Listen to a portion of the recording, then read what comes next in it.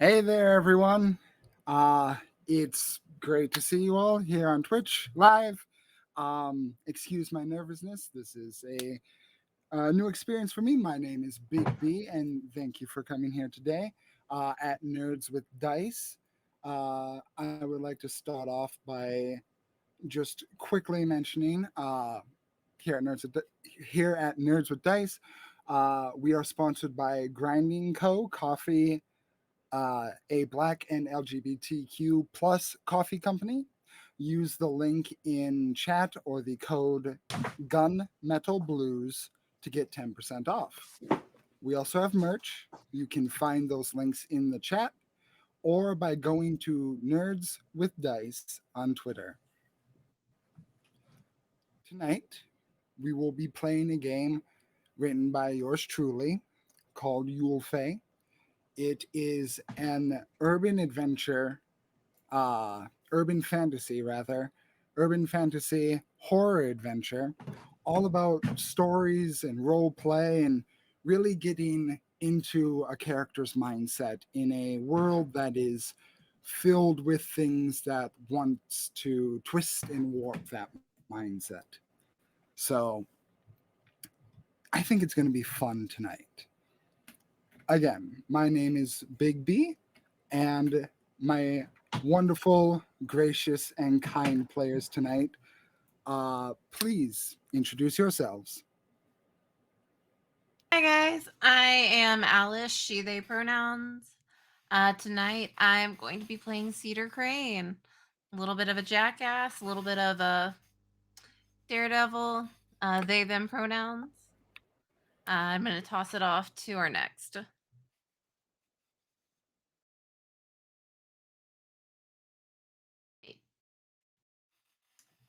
Hello.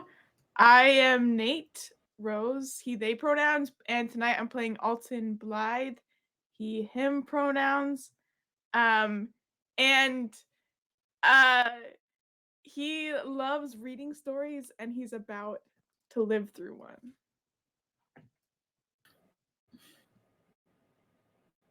Hi, I'm Abhi.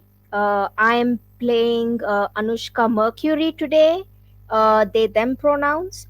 Anushka is a music store clerk with grand visions of being a musician who tells amazing epic stories to everyone.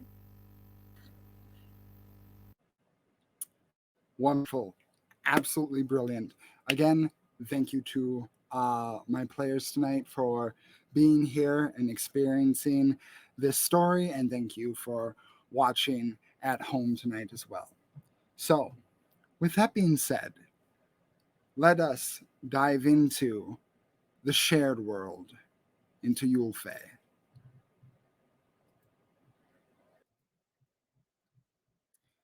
So, in the early morning, on the coast of Maine in the United States, a large metropolitan city, Goldview, begins to awaken. It shimmers alongside the Atlantic through infrequent rays peeking past a heavy sky. Trims of the building forged from rare stones speak the city into a striking sparse illumination. From the bustling streets to the quietly whirring sounds of the public railways that run both above and under Goldview, the workday for many of the people has already begun. The streets are constantly monitored by a number of city workers, sweeping and chemically treating the pollutants that tarnish or stain the city's visage. There are patrollers, officers of the law dressed in stark black and gold uniform, keeping an eye on those denizens that would have a penchant for disruption. Vendors and stalls also occupy most heavily the sidewalks of smaller streets towards the innermost of the city. Happily, they sell everything from food like burgers, hot dogs, and ice cream coated with fairy dust, sprinkles, to books, antiques, figurines, music boxes, and more. A large swath of life occupies the beach, both in the eager swimmers up for an early morning exercise and marine life scampering on and off the shore.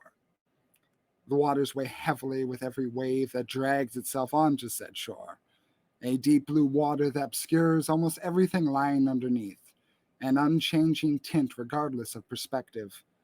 Some say the Fae have a whole different world underneath the wave, and even the smallest glass of water is hard enough to see through for those that live in the shared world.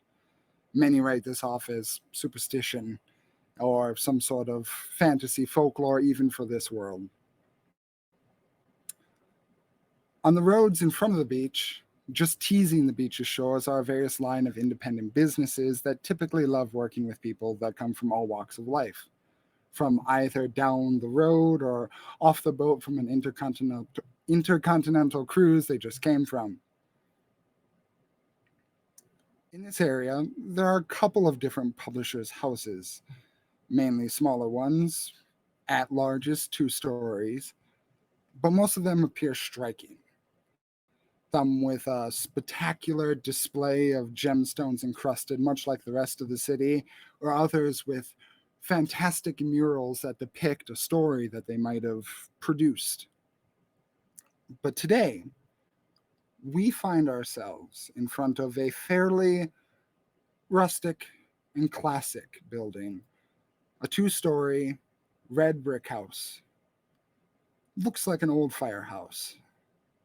As in this early gray morning, we find 3 individuals making their way after answering a flyer for a job that they have accepted. So, potential sophists: Alton, Mercury, Cedar. As you walk up, the morning is a bit chilly. Um, it's early fall at this point, so the cool winds coming off of the ocean do kind of get to your bones at times. But there's a bit of excitement in the air as coming to any new sophist job with new publishers have new potentials far and wide. And despite the gloomy atmosphere around you, there's also the atmosphere of potential, the atmosphere of fun. So, as you approach, the 3 of you meeting here, you see the simple red firehouse style building, fairly separated from most other buildings around it. The closest one is about 50 feet away. Above you, you see the overhang of the public transit about 70 to 80 feet above your head as it curves back into the city as you are on the outskirts at the moment. And before you sits a simple house with 2 doors, one that's a screen and one that is the door to the actual building. But it all seems quiet here at the moment. The floor is yours.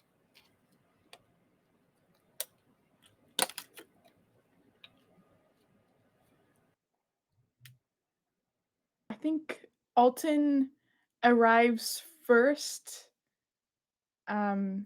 He's prepared. He's striding up the street, book in hand, with a jacket draped over his shoulder that shimmers and shines and looks like it's maybe made of chainmail.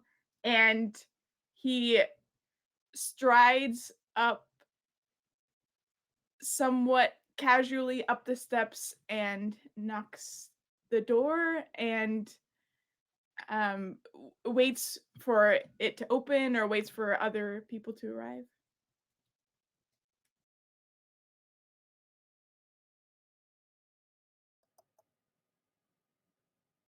You hear a knocking, or you knock, and the sound echoes a little bit as it's quiet.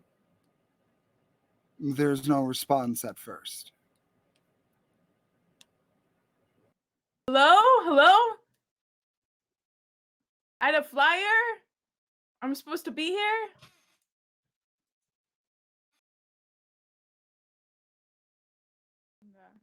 All seems quiet. Alton sits down against the wall of the house and starts reading his book. Okay. Uh, so have you all arrived here together? Or do you think?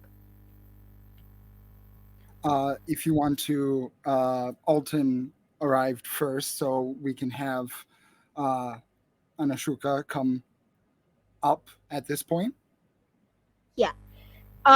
Okay, so also Anushka is walking up uh, to the house, just a little bit a very dreamy sort of in a sort of very dreamy humming almost constantly under their breath is kind of just is dressed in this sort of very casual work outfit, like a business casual, but her shirt is always a little wrinkled, and they really don't care that much about appearances because it's the art that matters.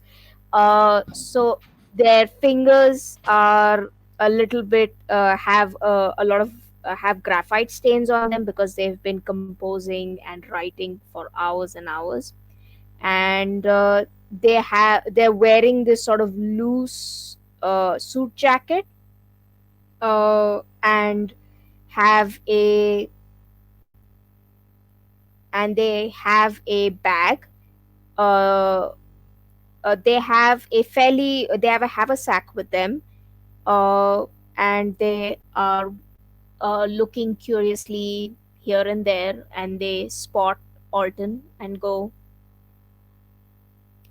I did not expect to find another here. Are you planning to be a sophist as well?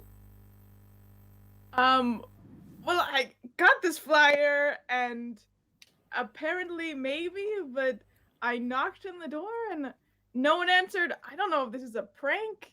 But you came here for this too, so someone didn't just give it to me as a prank. Maybe we were both pranked. I don't know what's going on here. No one's answering the door. You can try it. Okay. Maybe it's some kind of secret chord, some kind of secret tune, or some secret harmony that the flyer must not have on it. Let's try something. So Anushka goes up to the door and kind of just knocks out like a short, like me tune, uh, and is like, and just waits. Okay. So Anushka, as you uh, approach and you kind of knock this tune and scale of the do re mi fa sol la ti do, it much like Alton's echoes before, and as you guys are here and observing the building, you do see that it does have a distinguishing sign, as this publisher's house is called the Silver Huntress. Um, a kind of striking difference, as it is a silver text against the gray, or against the red brick of the building, and you see the windows on the second story present, but there are no windows on the first, beyond the screen door that presents to you, but the wooden door behind it blocks any sight inside. And as you knock again, you wait, and there's just quiet as a third figure approaches. Yeah, Cedar is walking down the street. Maybe not their normal way to get around, but hey, people are busy, cars are busy. And it's a good time to get in some viewer counts. Is they're holding up their phone, kind of like in their face, not necessarily paying that much attention to what's going on around them so much as the stream going on their phone. Hey, Craniacs. Yeah. Um, I am back in civilization, and once again, I did survive. Whether or not I have any scars, that's for other websites. Um, you can definitely not see them here. But we've got some exciting news today, and looks like we're going on another adventure. You know what you got to do to stay tuned and stay with me, boys. They kind of put their phone down, saying, "Other people." I thought this was a solo job. Alton closes his book and stands up, and I didn't know if this was a solo job or a group job. Maybe only one of us is being hired. Did you heard it was a solo job? Well, they Yes. definitely didn't say it was a team thing. Huh. Do you I not like un- working in teams? Eh, I mean, you guys are not getting a cut of the profits from my sponsors, but you know what? If you die, it makes good film. Anushka's one eyebrow shoots up and kind of just, if it's a noble, honorable, or story-rich death, I would agree. But I feel like you mean attention-worthy death. Well, I mean, yeah, in this line of work, no one is going to die a boring death.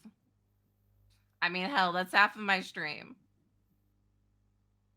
Yes, but boring, not boring could also mean meaningless. There has to be meaning. That uh, I would like to make myself clear.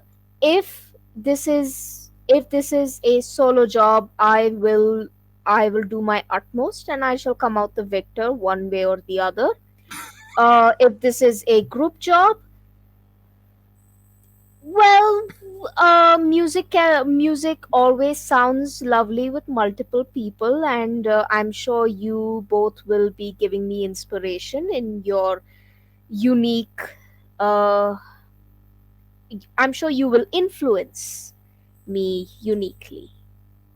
Hey, and And I'm not sure about the death part, okay? You know, if this is a group job, I like if you're heading off a cliff, I am not gonna follow you, all right? That's on you. I mean, it depends on if we're tied together or not. Have you ever seen any rope climbing equipment? That is one way to make like 3 to 5 deaths happen in one time. Well, I guess I'll tie myself to Anushka then. Anushka just kind of looks at themselves, a very lanky, skin, slightly tall but very lanky, skinny individual. And looks at Alton and is like, um, I don't entirely understand the physics of such endeavors, but I would assume that you would prefer pick someone else. That would be a better option. I am self-aware enough to know that I will, uh, if going off the cliff means I have taught someone a valuable lesson, you're coming with me.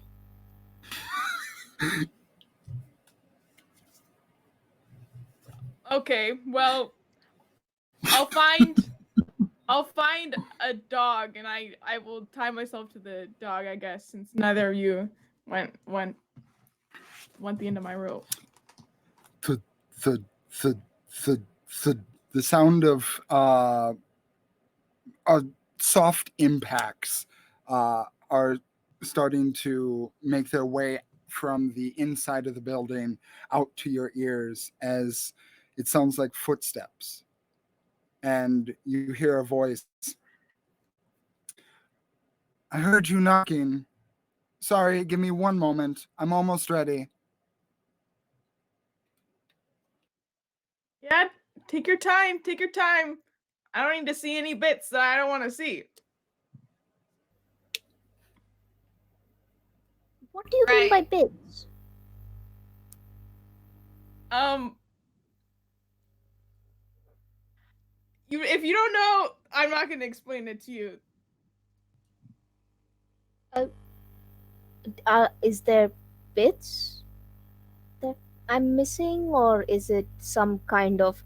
Is it some very? I'm new to a lot of things. What exactly in this case would be the difficult thing to see? Well, what would be terrifying or disgusting? I don't. Your reaction is interesting. They take out a little their little book and start scribbling down some things. Just start scribbling.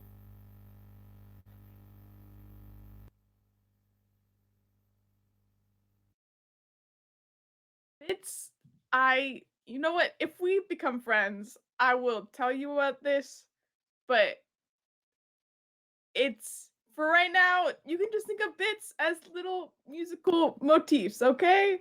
They're just like boo boo boo or boo boo. That's a bit. That's all I'm telling you for now. Uh, okay. Uh, all right. So me. Okay. Just scribbling and write and saying loudly, musical motifs that don't look nice, and may or may not be disgusting. Further research required.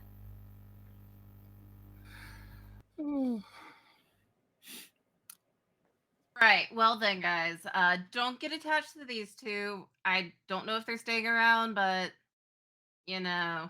Anyways, it looks like we're finally getting shit moving today, and I'd hate to spoil the surprise about where I'm going next. Catch you guys on the flip side as they like end their stream for the day, or at least for the moment. Have we heard anything else from inside the house? After about another brief pause, maybe 30 seconds or so, you do start to hear the like unlatching of locks from inside. You hear about two of them, and eventually the door opens up. The hinges squeaking as it pulls open, and you see an elf. Um, she appears to be uh, green skinned. Eyes are a bit gaunt, dark underneath the eyes. Hair is tied into tight braids along the top of the head and then goes back into kind of like an afro poof in the middle. She has a very wine red, deep V kind of uh, almost what one would consider kind of like a monastery garb uh, that shows the very skinny uh, frame that she has. As you can see through this V neck, the impressions of her ribs. Um, her pants are baggy and very soft white pants, and she is barefoot. Also, enough, she has a water tankard on her side and what looks to be like kind of a walking stick, but it has a sort of metal wrapped around both ends. As she kind of stumbles out and goes, "Oh, good. It's good to see that you came. Thank you so much for answering on such short notice. Sorry, I'm overwhelming myself at the moment. Thank you. And she will go over to each one of you, grab your hand. She'll start with you, Alton. Thank you for coming. Goes to you, Cedar. Thank you for coming. And just super fast, Anushka. Thank you for coming. If you want to come on in, I can elaborate more on what's going on. But please tell me more about yourselves. What are you people like? Yeah.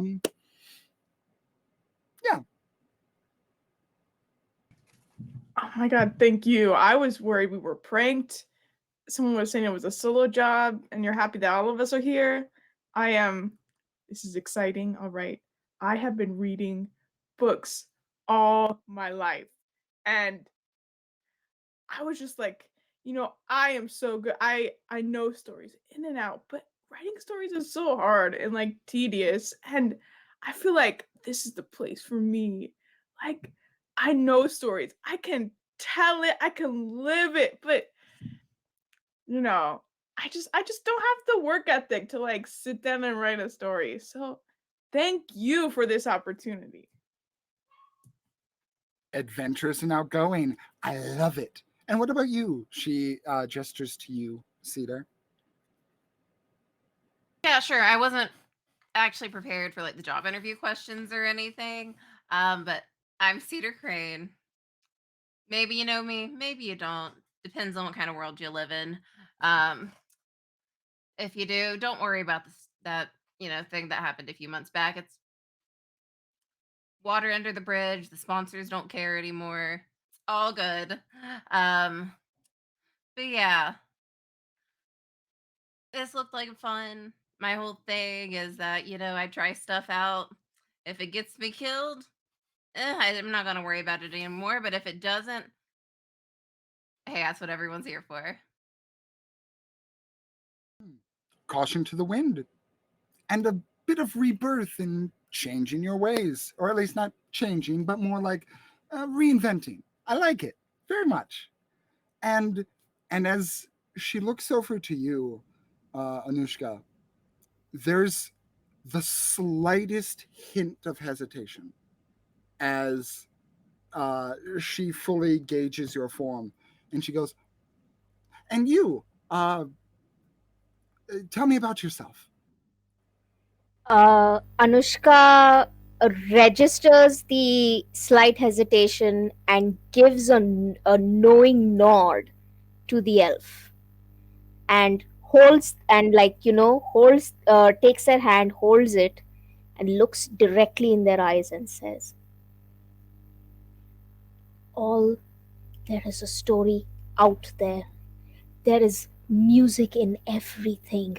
Anything can be made in, but anything can be made into a story. But that's not why I am here. I am here because I know that there is a story that will terrify, inspire, and correct people. There is everything to be gained with one story and everything to lose. But it's only when we reach the ending of that story, when the the final tune plays out, when the final notes are being played, then we know what our mission is, what our goal is. That's what I am here for. That's what I am here for. I that's what I saw for the first time. I know that you can show me the way. Show me a song. She takes your hands as you take hers, and she says, "That was beautiful. And I love the way you think. So please, all of you, I am overjoyed with who have answered. So please, come in and allow me to make this official, and I'll get you started." And she will beckon you inside.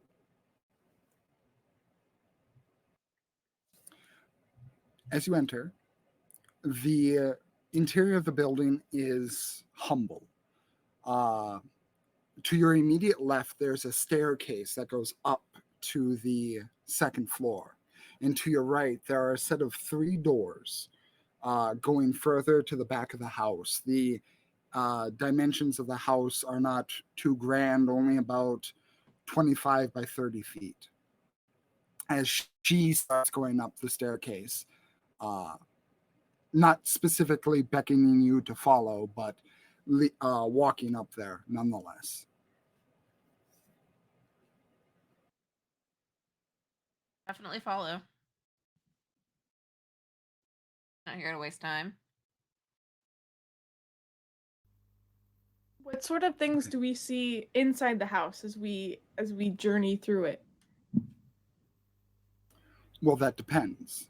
Uh, the staircase that goes up the stairs is only about 7 or so feet from the front door. The house going further in with the three doors is dark as there's no windows down here, but there's kind of like a light, low orange hum of what appears to be electric candles, or at least giving off the same kind of light, which is the only way that you're able to see at this floor.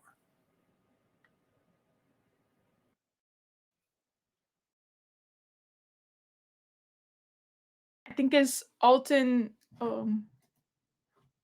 follows behind her, he feels a quiet sense of excitement because there's just that's heightened by just the low hum of the dim candles, and feels anticipation for the journey that's about to begin.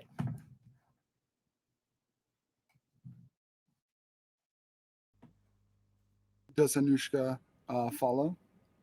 Yeah, Anushka is looking around, not with a wide eyed kind of wonder, but a little more calculating. Just, and it's not even like in a malicious way of calculating, just this is what this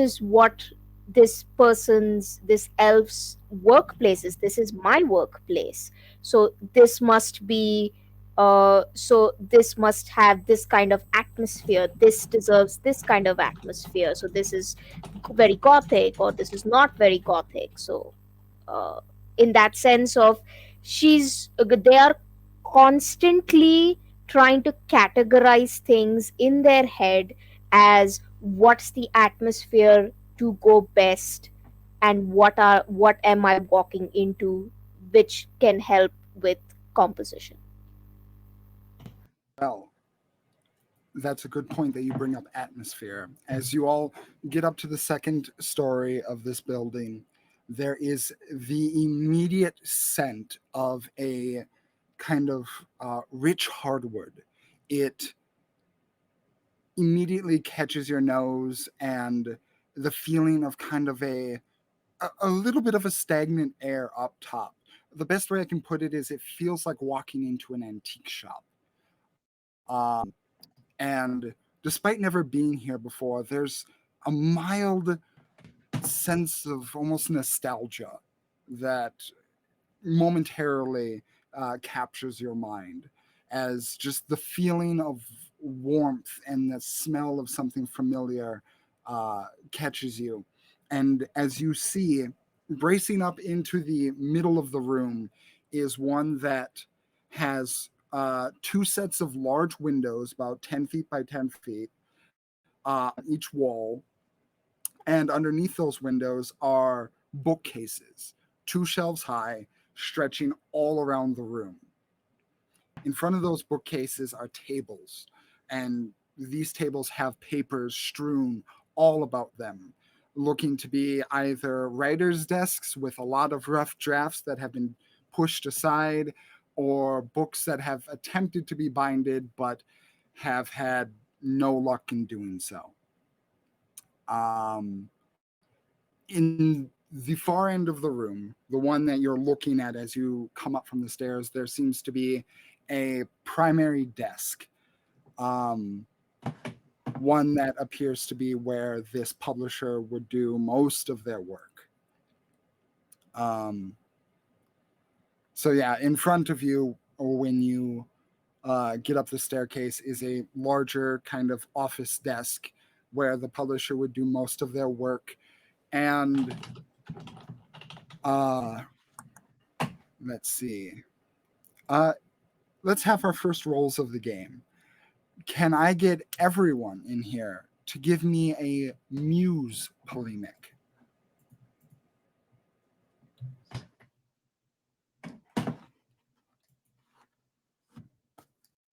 So we roll 2d6 and then add our thing, right? Yes, and you add your muse.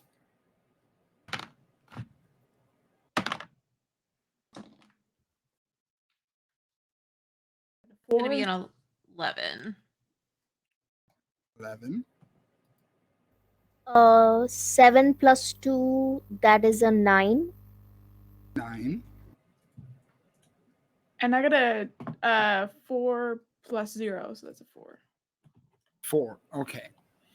So, Alton, coming up into this room, it's that it's a sense of comfort in here. It's very nice.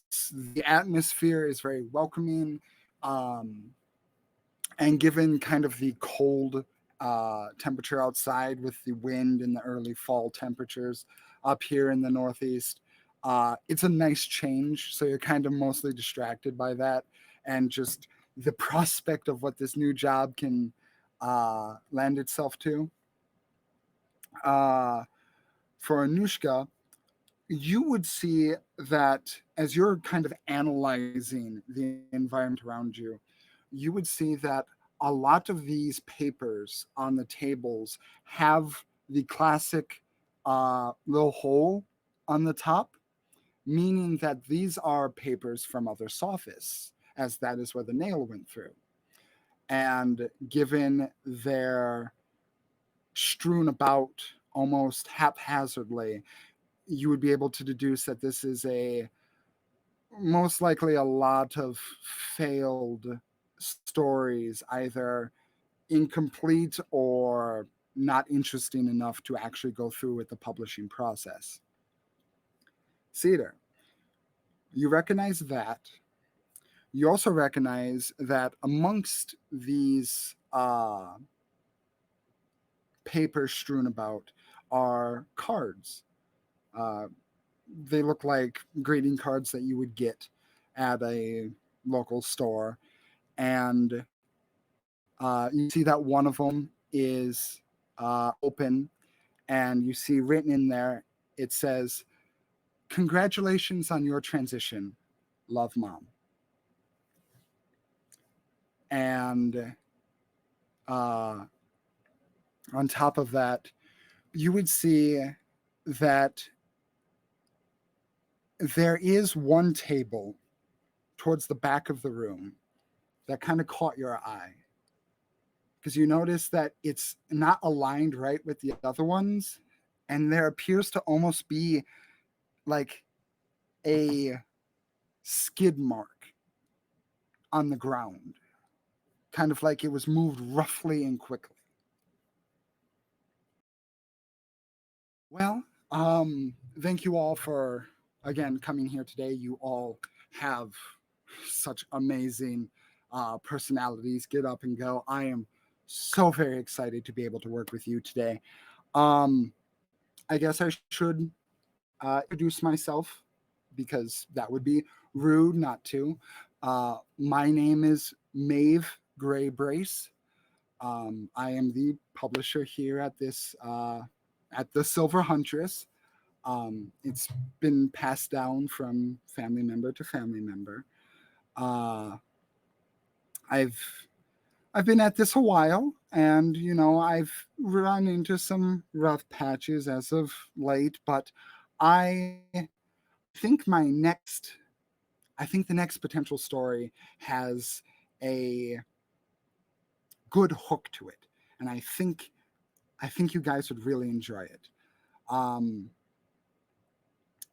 she goes over to her uh, table and kind of flips through some books on there. and pulls out a paper from a file.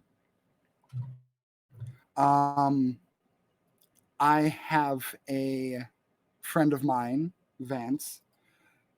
He's a satyr. He came with me from the paracosm. Um, he will be your contact. His number is on this sheet, and she kind of turns the sheet over to you guys. Uh, what the job will entail is that there has been a weird occurrence in a building downtown, one that was marked for demolition. And apparently, people have been hearing some sort of voices or some sort of activity that wasn't supposed to be going on there. And Vance lives nearby the area, and he's talked to a lot of these people. So uh, I figured if you guys would be willing to tell the story of this building before it gets demolished, learn about maybe some of the people's history and what they might be doing, what they might be hearing, what might actually be there as opposed to what people are dismissing. And I think that would make for a good mystery.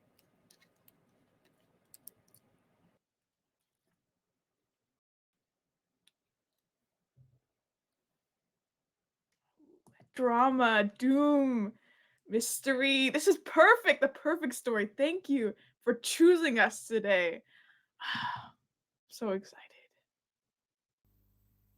Anushka looks very intrigued uh, and is just uh, and but pauses for a second and asks, what kind of people are we meeting here? Is there a variety, or just because I'd like to, certain music is for certain people, certain instruments are for certain people. So I just wanted, like, if you could give me any clue, uh, the rest we can handle. It's just, do you have any idea on what kind of people we might be meeting? Well, Vance himself is, like I said, he's a satyr. He can be a bit of a curmudgeon if you catch him on a bad day or he hasn't had his coffee. Uh, but he's overall a nice man. Um, as for the people around the building, it's a fairly typical studio apartment complex. Nothing too terribly out of the norm. I would assume that these are fairly either working class or maybe kind of lower class business people that live here. It's not terribly affluent, so I wouldn't assume that there's many highfalutin rich folk dabbling around. So it's really a menagerie of personalities there. Could only assume. Anushka's eyes, like, they light up with this kind of with excitement, and as they reach into their bag and kind of just seem to be rummaging in there, but don't actually take anything out. Kind of taps at a sort of curved lump that is visible, sort of it's shaped, it's somehow the backpack is still the same size, but you can clearly see the shape of a guitar uh, in there. So Anushka kind of taps, and when they turn back to kind of address both Cedar and Alton, both Cedar and Alton have s- will be seeing, instead of how they first appeared, was this sort of thin, reedy, ink stained, tired man, and now they kind of it it, the features are still kind of there, but it's almost like the skin and the uh, like something seems to have changed, and they seem to now more resemble, they actually seem to almost resemble like um varnish. Like their skin has almost turned this color, the color into sort of the guitar varnish that you use. And their and when they smile to themselves, that the grin, the teeth are like the ends of a piano key. It's very quick. It just comes in and goes out, but in that excitement, they do catch a flash of something.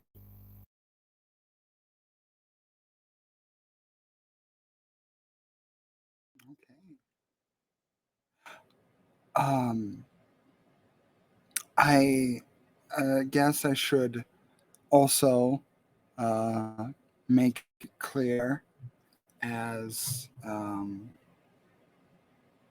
let's see if sorry, a little bit of technical. Uh,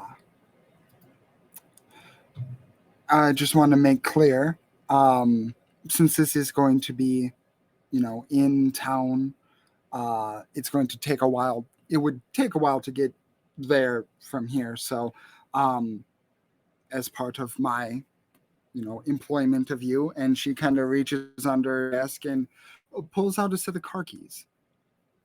I have a vehicle that can be used at your disposal, so you can travel, not taking all day to uh, reach this place. But that all depends. Are you willing to accept the job? I mean, it sounds a little bit like a feel good puff piece, but maybe there'll be something interesting out of it.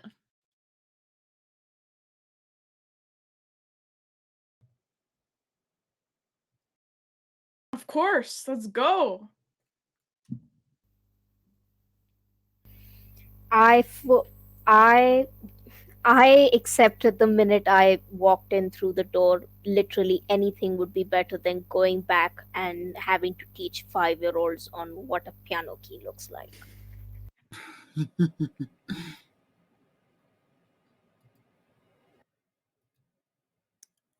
um,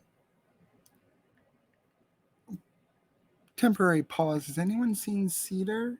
I've lost her on my end, or lost them on my end. Not they're showing up for me in everywhere I see them. I don't know. Same, they're appearing. Alice is appearing for me.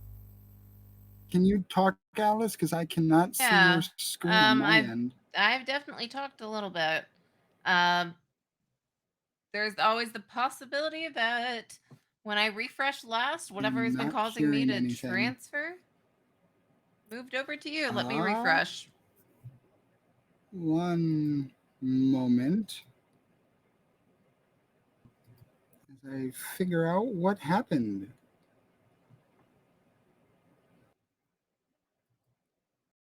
Okay. Oh, there you are. All right. Hopefully that's now that it hit everyone one at a time. We're not gonna have that issue the rest of the night. Okay. Uh, do you accept the job? I mean, it seems a little bit like a puff piece, not a whole bunch of excitement, but maybe I'll at least find something to do. That's fair. And hey, make it more interesting. Since this is weird sounds and weird happenings, perhaps you'll run into a Yl'fe. And if you do, I'll give you a bonus. I don't do this for money. I do it for the fans. Yeah. Keys?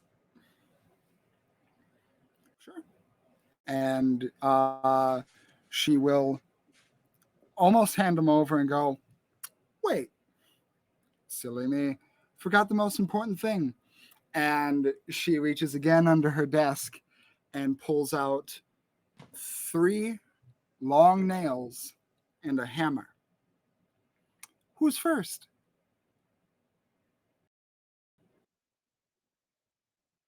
It's just a bit of pain, y'all.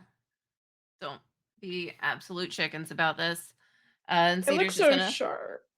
walk up to the desk in the back, actually, like pull their hair away from their neck. Might as well be a tattoo at this point. And Cedar, as you sit there propped up on the desk, as Maeve walks behind you, she puts the point of the nail on the part where your spine meets your cranium, and you feel the point, and tink, the nail pierces your skin, but you don't feel anything. There's no pain, but there is a of energy as this almost deep forest green energy flashes like a camera flash in the room, hits again, and boom, another flash of light as the nail goes deeper and deeper. And at this point, the length of the nail should be either coming out of the other side of your neck or your mouth, but it's not.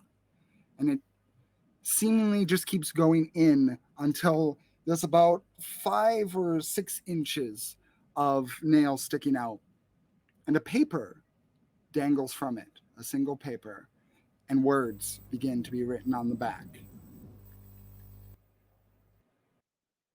Okay, first one done.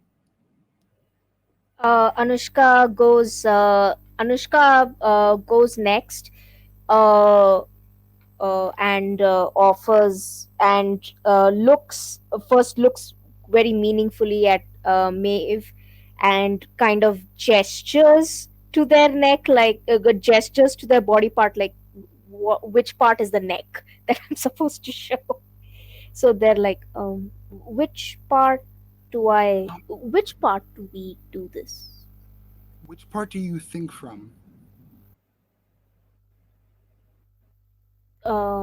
Well, the thoughts do tend to circle around here. Okay, then I will go. And she's kind of looking over your abstract form, and I think right about here. And there's kind of like a general like location about 6 inches down from where you were gesturing.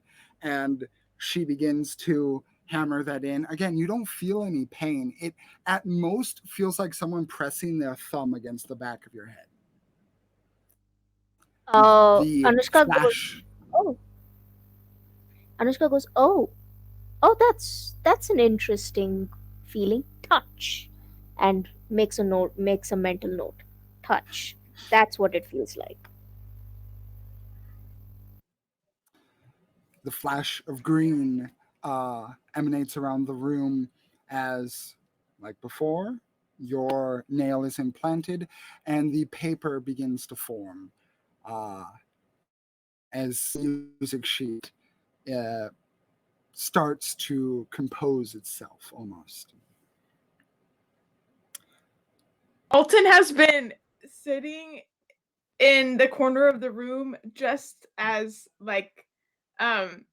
he's been wanting to not look because he's like gross, but then also like he knows he has to deal with it. So it's been sort of like trying to see to like get a preview and like wonder if there's something he should be worried about. And so as Anushka comes back from being having the nail put in them, he's like, did it hurt? No, I mean, it looked pretty painful. I don't. You sure about that?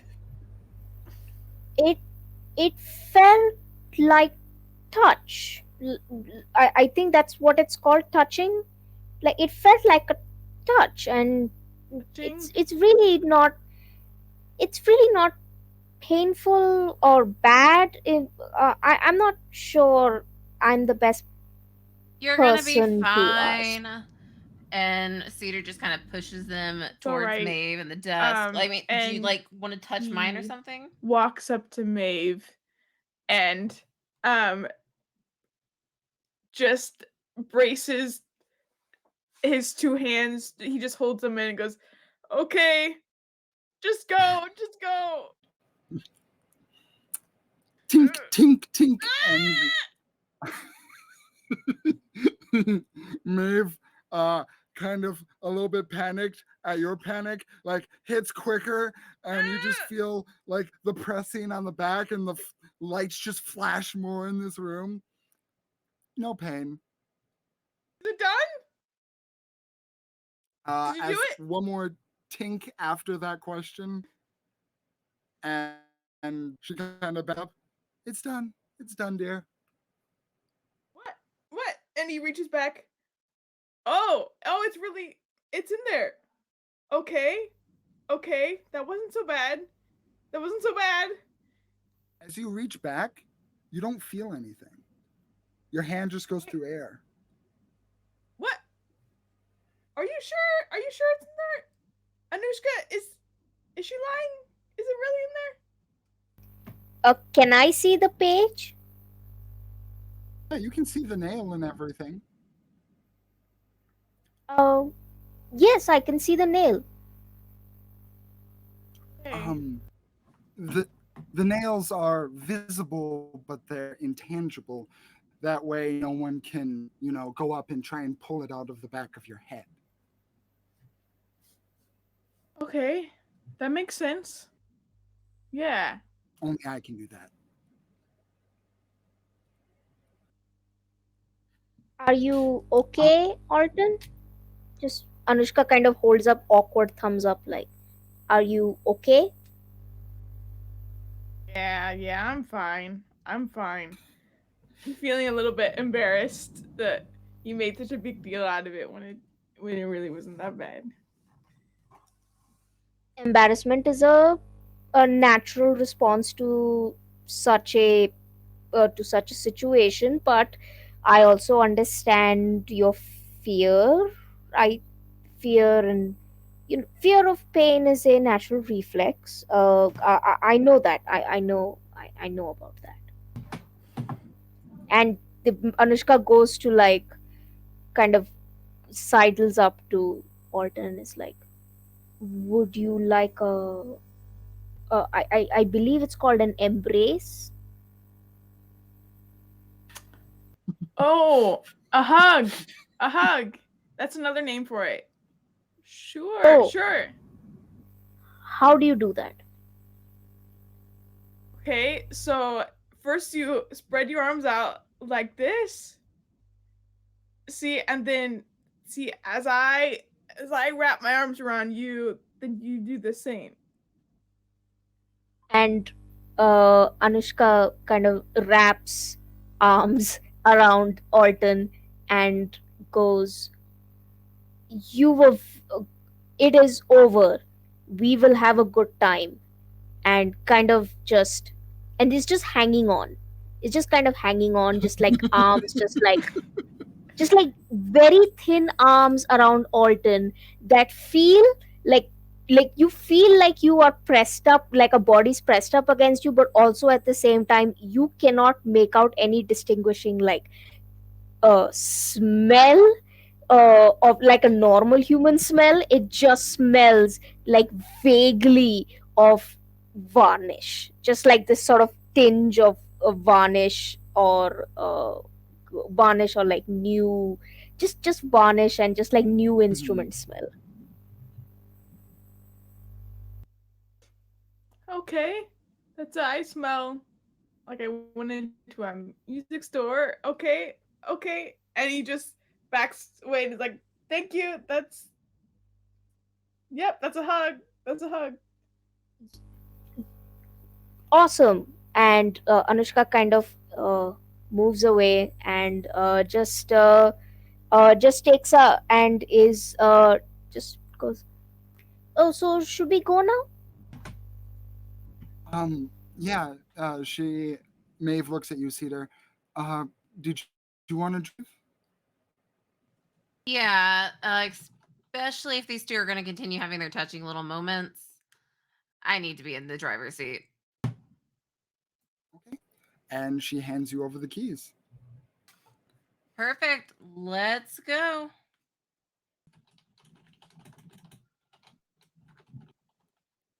Okie doke. Maeve kind of just waves you off, tells you to be careful as you guys descend back down the stairs. Um, who's taking the phone number to Vance?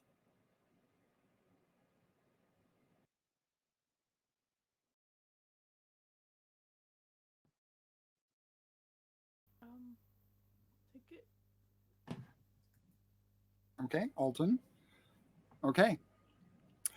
As you guys exit the building once more, uh, temporarily wondering where exactly this car was, you see a car that was not there before parked outside the front of the building. And it's a large vehicle. Think size of a Hummer, um, but a little bit longer. It is a very deep jet black color with silver trim, and it looks like a muscle car that could.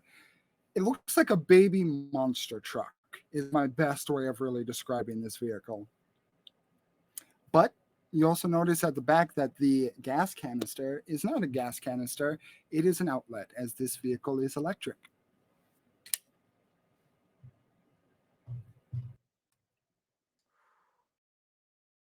This is nice. I think I saw it in a movie once. All right, everyone, hop in. I don't have time to wait. Anushka, it, it just kind of is frowning a little at Cedar. Not necessarily puzzled, but like for the first time, is feeling a certain sense of like, okay, who made you the boss? But you know, they work in a music store with an overbearing manager. They are used to this. They are used to this, but also like, Mhm. okay, kind of just follows them and sits at the back. Okay. Uh, Alton, are you taking shotgun? Yes, yeah. Okay. So inside of the vehicle, it is kind of the pleather interior, very fancy. And there are like the two front seats, and then you have two singular seats behind where Anushka will be sitting. And you can basically get up and almost walk in this area. That's how spacious it is. Um, this is a big vehicle, and there are like one full row of seats behind that, and then like a trunk behind that row of seats. And uh,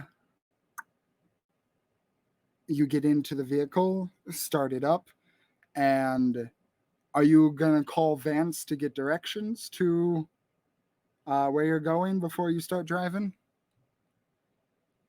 Yeah, Alton will call up Vance. So he dials the phone and calls and waits as the ring goes burp burp.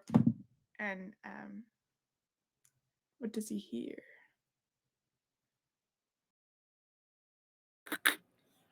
Hello. Hello, hello. I got your number from Maeve. We are some sophists now. I'm a sophist now. Very exciting. She said we're supposed to go down to an apartment building you live by. Sound familiar? Ring a bell? Ah, you talked to Maeve. Okay. Yeah. Uh, she said you would probably someone would probably stop by soon. Uh, Yeah, I live, and he gives you an address. Uh, Traffic might be a little bit busy with morning rush hour, I guess, but yeah, once you get here, I guess we can talk about stuff or something. Yeah, yeah. I'll text you when we get there. Should we meet you at the front entrance, or is there a parking lot?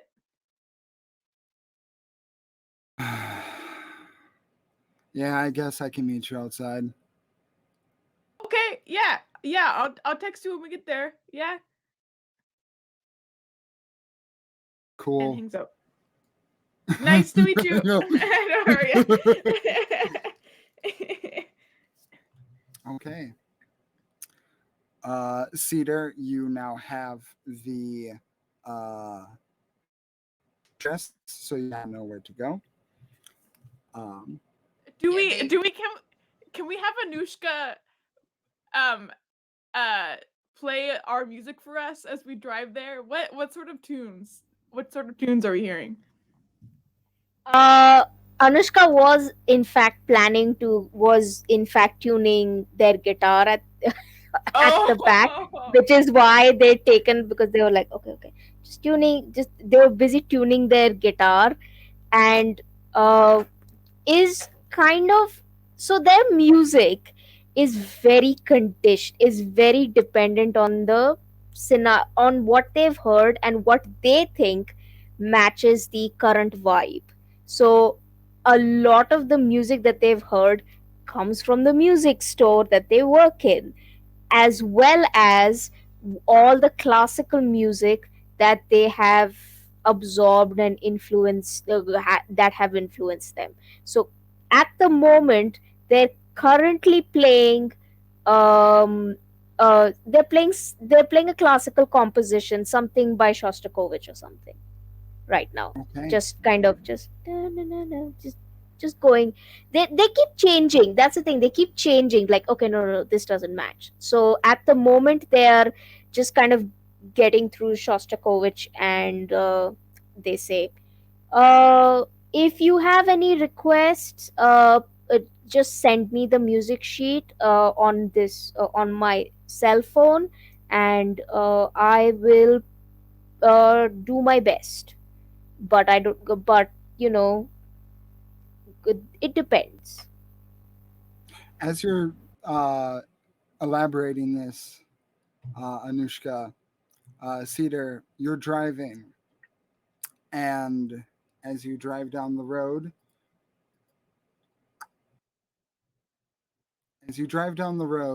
the direction you've received, the first turn you take is a right.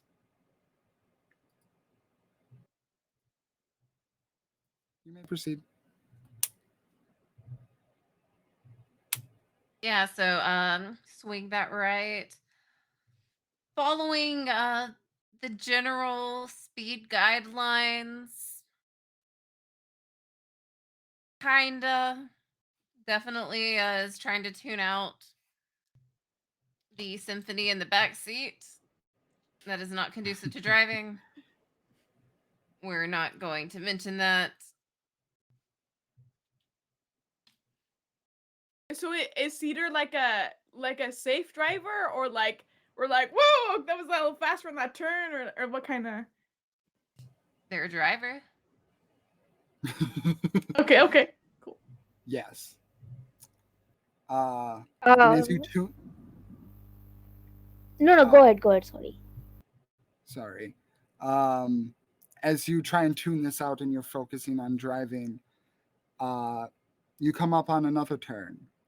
This is a left.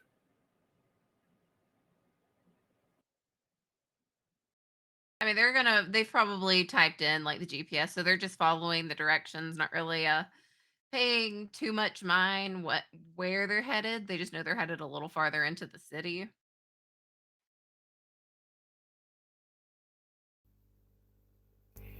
Anushka kind of has cycled through a few compositions at the moment, and is now, in fact, at has now started playing Um, I will say one of the more latest songs. Uh, I I will say maybe something by Ellie Goulding. Because that was one of the songs. A lot of Ed Sheeran, again, essentially songs that would be played all the time in shops. So they're playing that, and but they kind of stop for a second, because they have not because they're observing cedar. They keep looking at cedar and have this sort of, you are new, you are a new species of person I don't understand. I wish I want to know more, but I feel like I need to know more about you. So they kind of stop for a second and ask Cedar, what what is, I understand that you are something called an influencer of sorts. Um, a lot of your job seems like um, invisible interaction or some kind of content being provided, in the sense of you are providing things about your personal life. Why are you here? I mean, look, a it's fun, okay? And my audience, they're not invisible. They're there. They're along for the ride. Hell, I'm along for this ride. Sophist or what? One of the most dangerous positions people can have in this world. So, might as well try it out. Worst case scenario, I die. Best case scenario, I tell a good tale.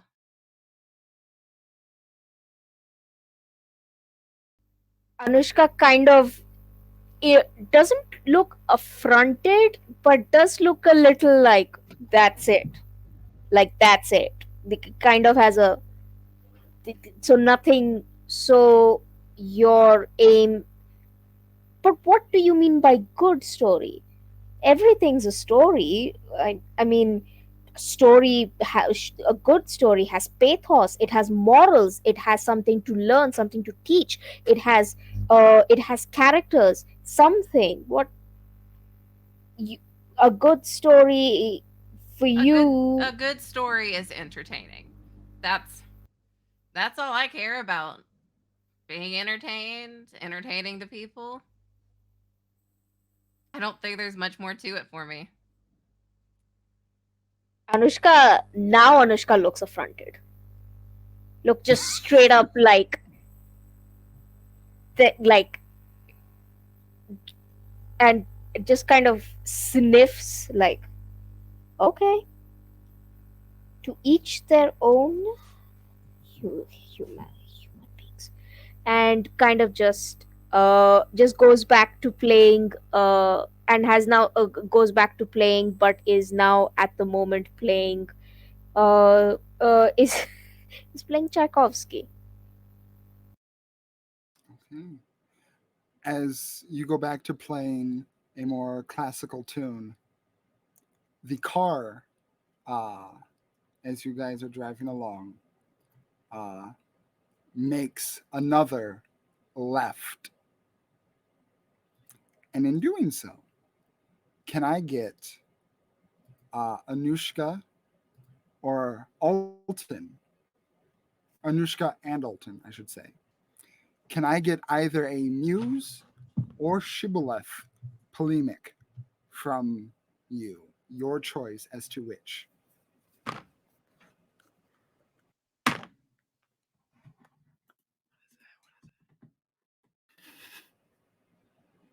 Um, I got I got a 7. Okay.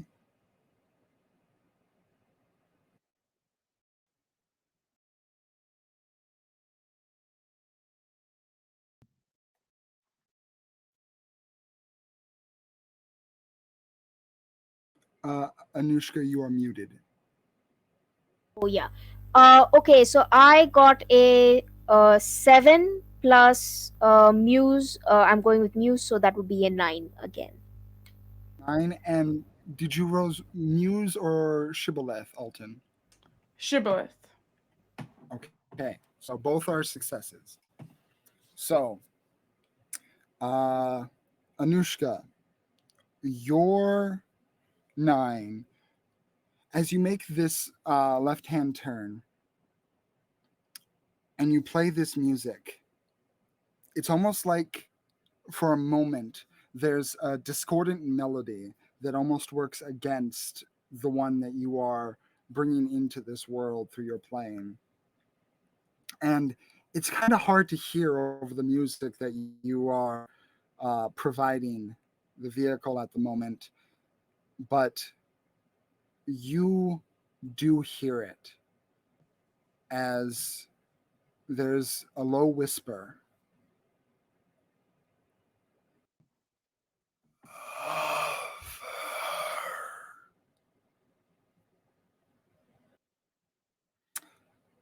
Alton, you don't hear anything besides the sound of the music in the car at the moment, the sound of classical tunes bouncing in and around the windows of the vehicle. But there's a shiver down your spine as there is a presence of something extra, esoteric, a momentary glimpse of like when maybe like when a abstract comes into the shared world, there's that kind of brief glimpse of energy, or when you got the nail in the back of your neck and that brief glimpse of energy every time it was pounded in a little bit further, you feel that. And as a result of both of those, I need both Anushka and Alton to roll me in a shul polemic, please. Anushka, you do so with the benefit of your uh, race.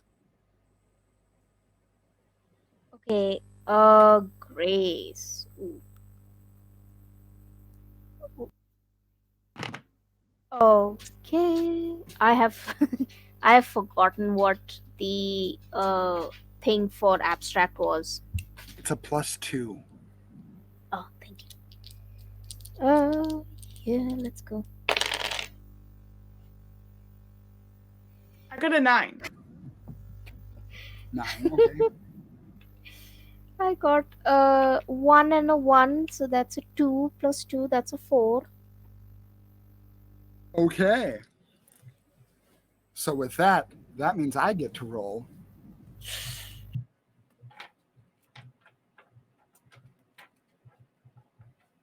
Uh, 1 second. Okie dokie. So give me one moment here.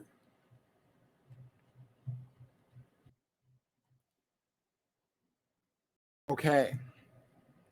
So, Anushka, as you are playing this melody and you hear this word come into your mind through your ears, breaking up the harmony of the work that you're putting in here, and not only that, but the rudeness that Cedar has been showing you this entire time, it strikes a chord, because there's more to it than that. And there's something about that, just you can't let it go. You experience a personality change. Anushka, you're angry.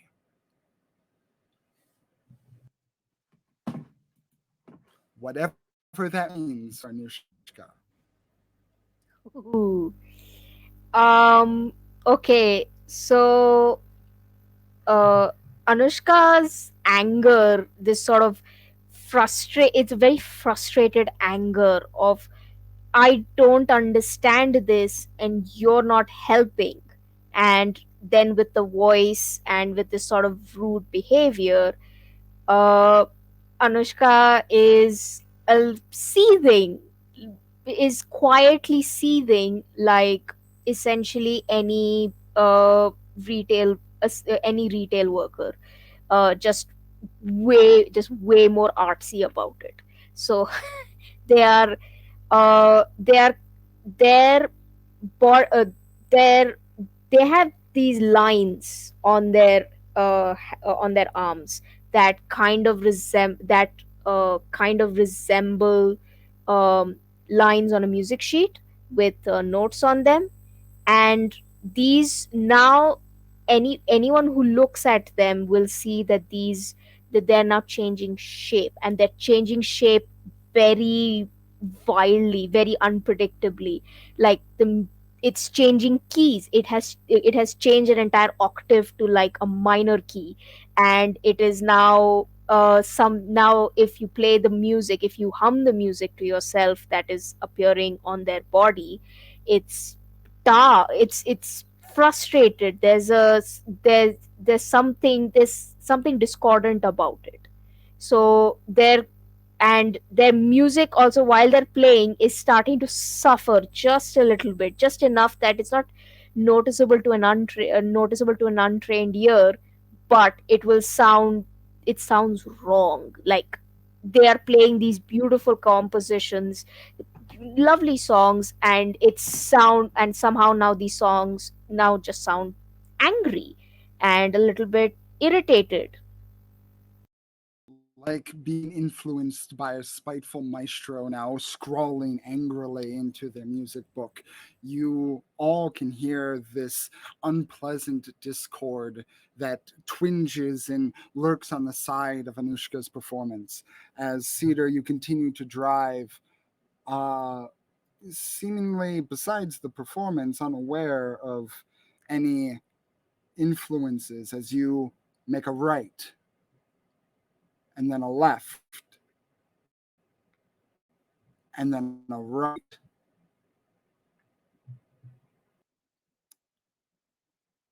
And as you continue to drive,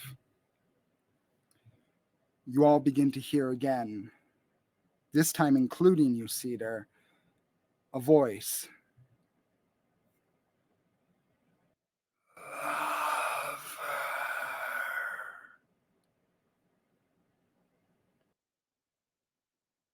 Uh, I don't is that? I thought it was just the apartment that was haunted. What?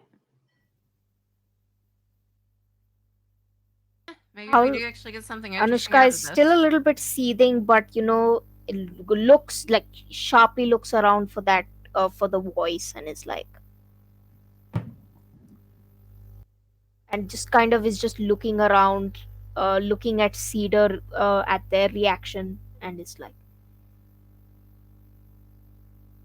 "Are you a friend, or are you going to be my story?"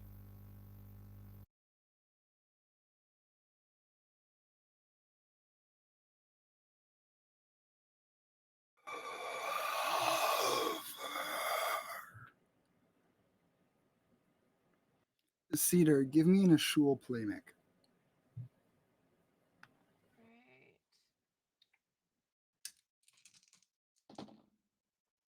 Going to be an 8.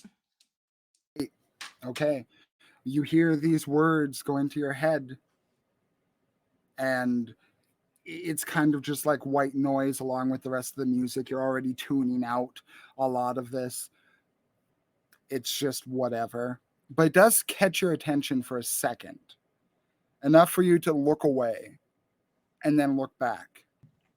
And as you look back on the road, almost spontaneously, about 30 feet in front of you, as you are careening down at about 45, 50 miles an hour down this road, there's two people that are carrying down a sign down the road, and they are in the middle of the street as you are careening towards them.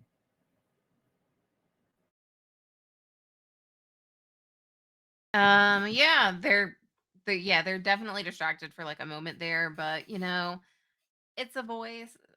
Nothing they haven't heard worse of. But looking back, they're like, fuck, hold on. They jerk the shift stick and pull hard right on the wheel, try kind of like drifting towards the side, pulling a brake, braking fast to get around these two people in the middle of the road. Ah, watch it! What? Keep your ass on the road. Do you want to switch seats? What are you? You almost ran those people down. The middle of her trying or of them trying to stop the vehicle from moving, you all can see in front of you the sign that they are carrying, the two people walking across the street, and it says down. And as you all read it and understand what the words are in front of you, you and you feel the entire car just go downwards through the ground into this unending blackness. And you are in night. And you feel yourself starting to lift up and up inside of the vehicle. Despite being buckled in, you feel like zero gravity for a moment, as it feels like you're falling. And then you gently get placed back down. The sensation of feeling like you should be slammed down at any moment, still holding tight in your muscles and in your bones. But it never comes. As a new sight now presides in front of you. A straight ebony trail in a desert of violet. In the distance, it looks like mountain peaks, but they don't look right. Almost like bony knuckles extending from the landscape. Above you are stars in a night sky, but the night isn't right. It's a wrong shade of black. And the stars don't twinkle right, almost looking artificial, like an airplane passing by overhead. But they don't move in the same way. But the other thing that you feel is just the emptiness in this space, the lack of things, the lack of life, the lack of correctness, of logic. Anushka, you would feel not a sense of necessarily familiarity, but at least a sense of understanding. As an abstract, you are not from the shared world. You hail from a place completely different. And you, given your history of understanding a little bit of where you've come from, you would know that you have landed in a paralapse and you are technically home in the Parasudba, the land of madness and insanity.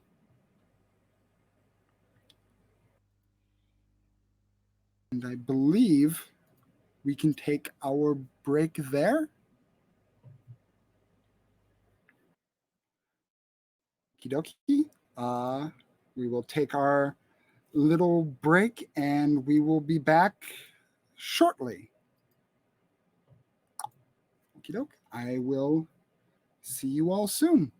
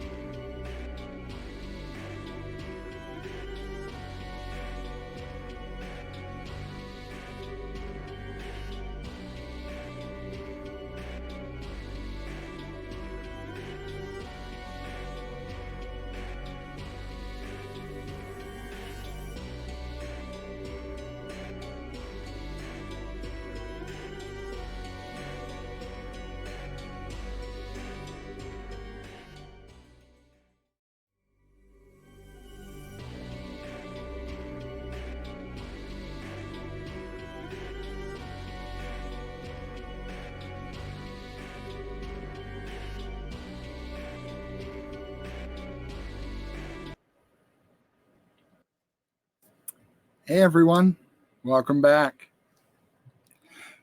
Our sophists have found themselves in a bit of a pickle as falling, descending, transporting, going somewhere that was unintended, but will make for an interesting story if they find their way out.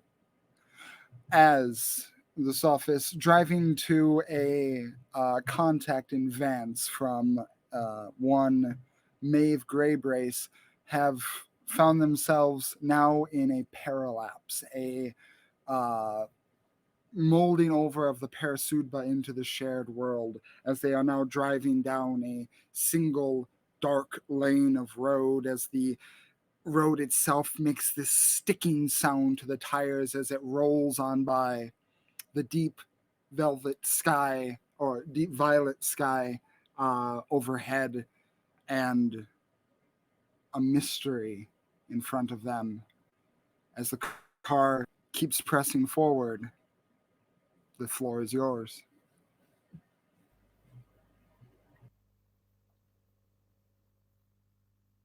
Uh, Anushka is has just kind of frozen. There is not a there is a fear that on their face. That is a fear of when you know, sort of anticipatory fear. They're just, and they immediately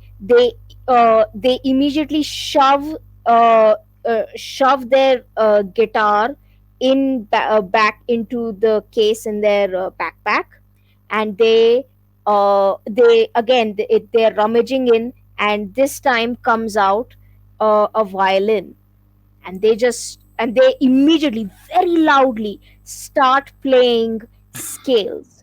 They just start playing scales. They're just playing, like, I know how the scales work. This is what a tonic Mm. is. This is the tonic of a D major. This is what the middle is, what the end is. This is how it's supposed to go. This is where it goes up into a flat. They are saying this over and over and over again, out loud, like C D E F G. They are playing that, and they're playing it almost like a, as a sort of mantra, just of, okay, calm down, calm down, you know how this works, you know what to do. And they're telling, or and they say, Orton, Cedar, what alphabets, start saying the alphabet, just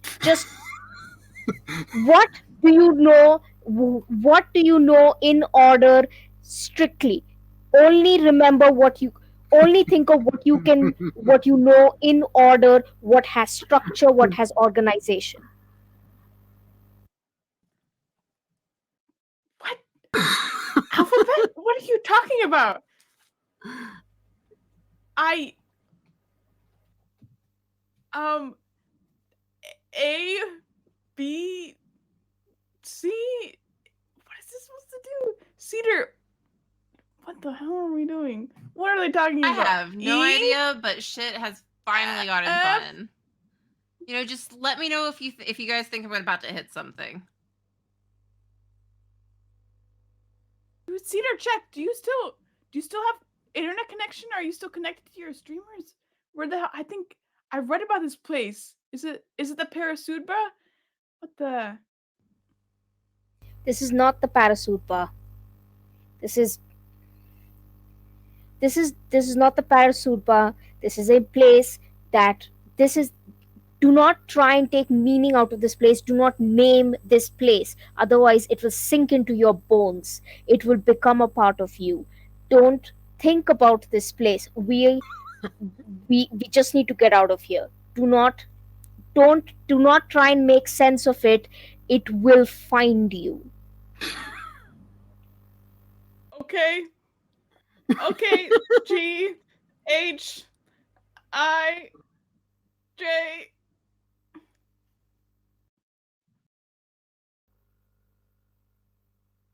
I'm just driving until I start to see anything at this point because yeah, backseat driver over here is definitely not making that much sense. And I don't got time for that. Just as a reminder, don't forget, Anashuka, uh, you are angry. That has not gone away. Uh, yeah. Anushka is saying this and is playing with still doing scales, but is uh just glaring, is just shooting daggers at Cedar and at this place, and is like, what?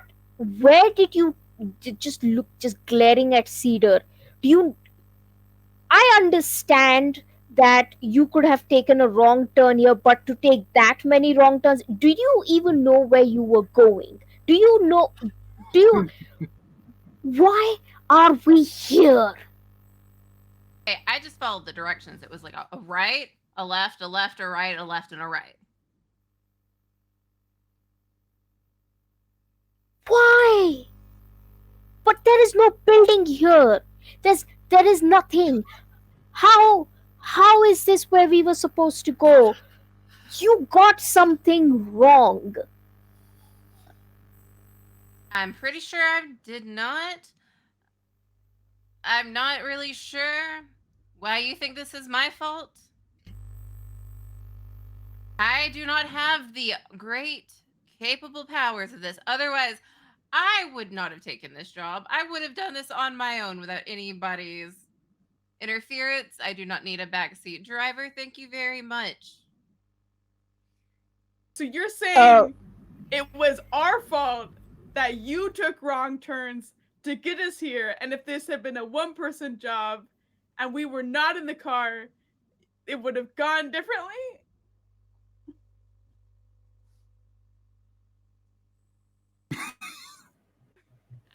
I'm sorry. I still don't understand how neither of you can grasp the fact our car fell through a street, not into a hole, but like into a different world.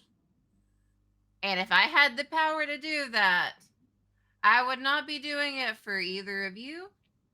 I would not be doing it for a job. I would be doing this shift for fun.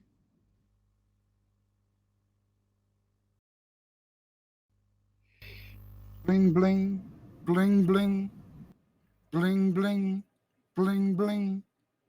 Whose phone is that? Is it mine? Alton checks his phone. You check your phone. The number's familiar. This. Alton hits the call button. Vance, is this you? I thought you were going to come by. What happened? Maeve put you up to this, didn't she? You sent us the directions. You sent us the freaking directions. We're in this. The sky is purple.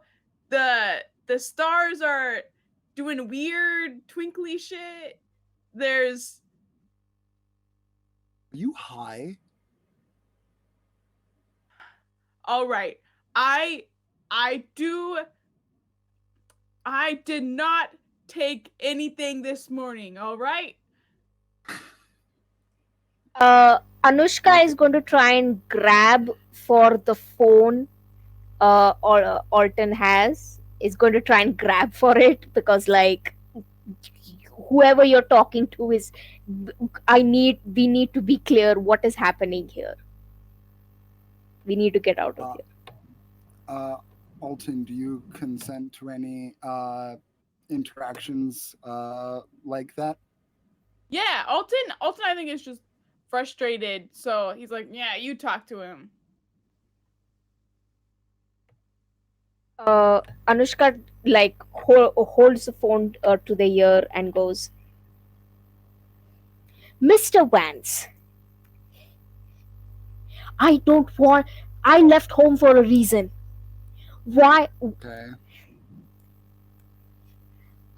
Sorry. B, could you tell me the name of the place that we're at again? The name of the dimension or the name of the publisher's house? Dimension.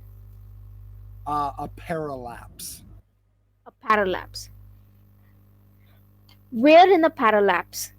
Why are we in a parallax when we follow the directions that you have given our esteemed driver here?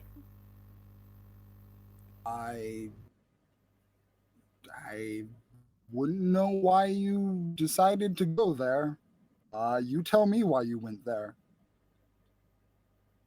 You you are this is the noise that comes out of their mouth is like a very angry sort of b b flat chord, just like it's still musical but it's clearly angry, like, and they're just like satyr. You're a satyr, right? Is this some prank? Is this some kind of ritual? And I know that there are supernatural species who do such kind of uh, tricks on other unwitting creatures. This is this is not where the story is supposed to start. This is not Listen, where if any story starts. listen, if I really wanted to be bitched out by someone today, I would have gone to like a supermarket or something. No, I don't really care enough to put enough effort into random schmucks I've never met before to do whatever the hell you're talking about. So, no, this is not me. I don't know what you did to get yourself into this situation, but I guess I'll still be waiting outside whenever you eventually decide to come back and do the job you were assigned to do. Click. Oh, ha. Anushka is just at this point is angry and scared and frustrated, and just kind of just throws the phone at Alton and is like, uh, I keep can we do the turns again? Can we do the turns again? Do we get down? We need to get out of here, and I refuse to play by the rules of this place again. There is I refuse. We You know what? Let's get down. Let's just start walking, and let's just start yelling, and maybe they'll get frustrated and they'll throw us back out again. This place doesn't like noise for all the chaos it engenders. So, do you want me to drive or park? I do apologize, but even if somehow could do both, I don't think the car can. Anushka looks at Alton. If we keep driving, we might just we will get further in. I'm convinced of that. That's how we ended up here. Let's walk. Maybe walking is the answer here. There is no real answer, but this is my I, I am telling you, I'm there are no rules to this place. We just we have to do everything opposite, but we don't know what the opposite is. So if you want to, we can just continue driving, or we get down and start walking. I mean, hopefully Maeve can write the car off as a business expense. But let's go. We can park and walk if you think that's the best idea. Yeah, let's stop. Fine by me. It'll be interesting one way or another. Hope you two live through it. And I guess Cedar just kind of As parks the car on the nearest blank surface. the entire Exactly. roadway is just a straightaway. So you just kind of go off to the side. You can hear as you slow down the car the sounds against the tires as they roll on by, and you come to a full stop. Um, And as you do so, you guys open the doors, and as the doors open up, uh, Nushka, were you sitting in the left side or right side passenger seat? Initially they were sitting somewhere a little closer to Alton. Sorry, no, a little just like in kind of in the center. But as their anger grew, they kind of started moving away from Cedar, and so now they're pretty much Right side. on the right side. Okay, so you're on the right side. So, Cedar, as you open the door and hop out, the first thing that you notice is your feet make contact with the pavement. Is that this is a substance only akin to mud, but it's not. It's where mud has that moisture, this feels gel like stepping into a thick conditioner. And as you try and like move your feet, it's it takes effort to walk. This is like moving one foot at a time, trying to strain yourself. And Alton and Anushka, as you get off on the other side into the purple, violet end of the desert expanse, it is easier for you to walk, but with the steps that you take getting out, it's almost like there's reverberation, like you're sending, like walking in a cave, but instead of your feet being feet, it's like a metal pole and it's hitting against the ground with every step. You feel the reverberation of your feet spreading out with every step.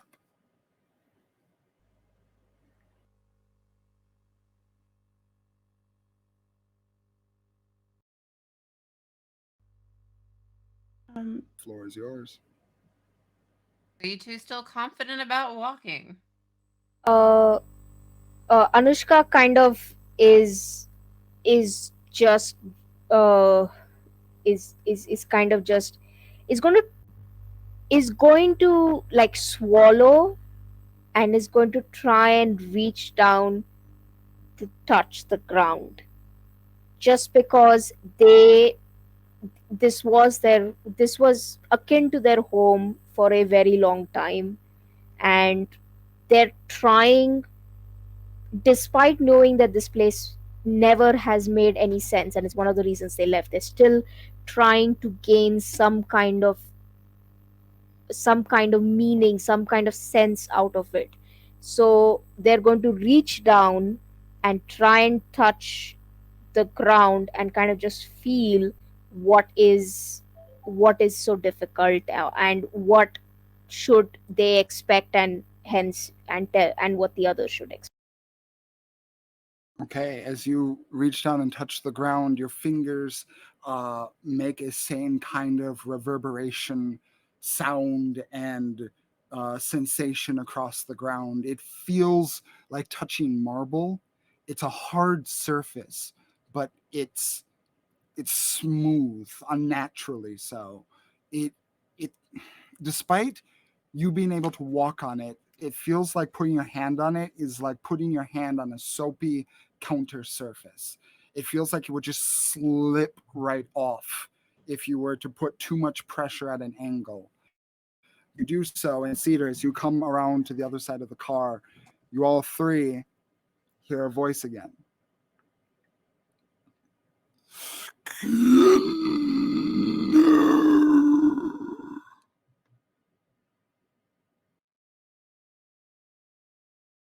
Looks like we got something's attention.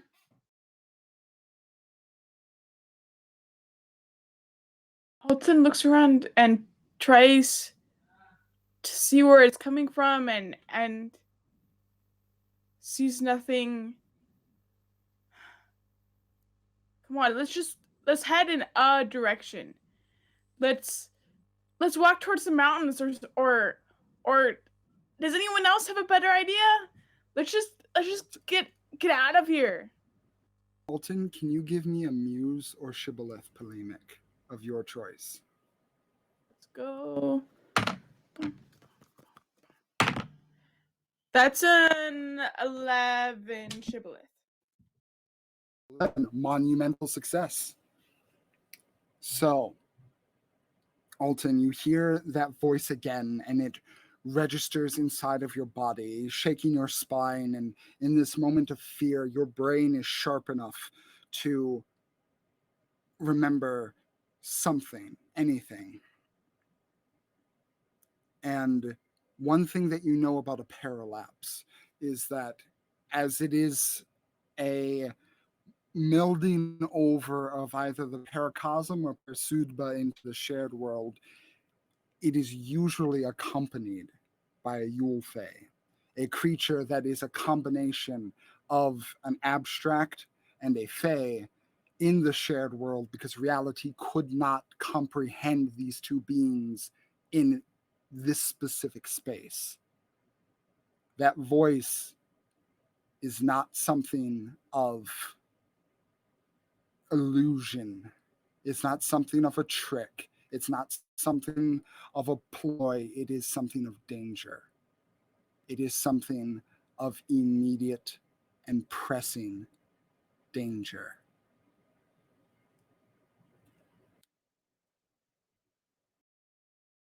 Wait, everyone, be quiet.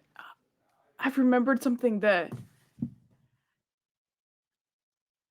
And Elton shares what he's remembered, which is that that paralapses hold both Yl'fe and that information, and oh, if we hear it, that means it must be near, and we heard it before we even got here. So maybe it called us here and wants us for something. Anushka gives a very visible sort of shiver and like of this and there's this the twist in their lips of like revulsion, like I I do not, that is, they are impossible. I I don't understand why the Yl'fe decided we need.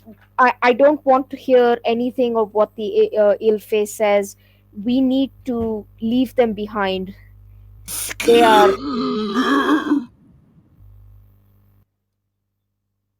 Alton's just gonna start running. He's running. He's running towards the mountains. He's booking it. Okay, you're booking it away from the car to the mountains. Yeah.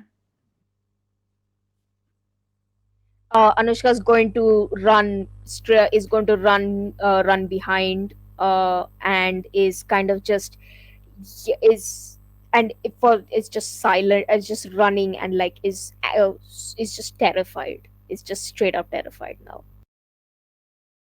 Okay, Cedar. These two are going to get themselves killed. Maybe I'm going to get it on camera because obviously either there's something dangerous wanting something with us, which still could be interesting, but either way, it is kind of obvious predators hunt running prey.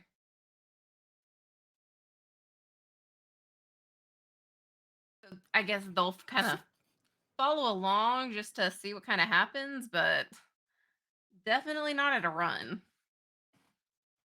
Okay.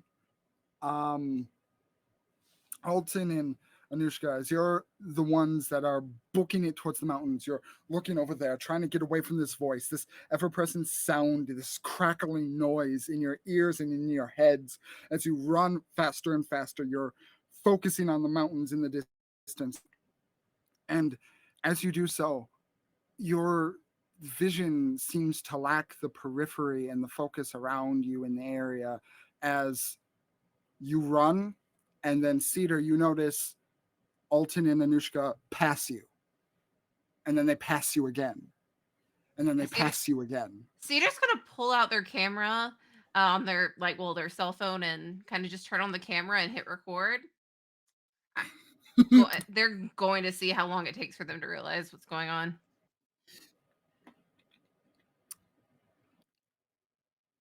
Can Both I? of you give.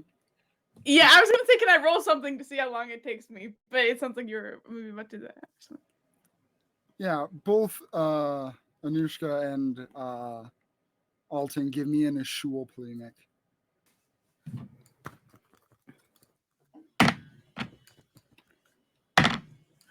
Oh, I got an 11. I wanted to fail. Come on, I want to fail, but I got an 11. 10. I got a 10. Okie doke. Both of you with a monumental success. After about 3 or so trips, you notice Cedar just kind of standing there with their phone, watching you guys go back and forth, and you kind of slow down to a stop, kind of getting a grasp of the situation around you, that you're not going anywhere.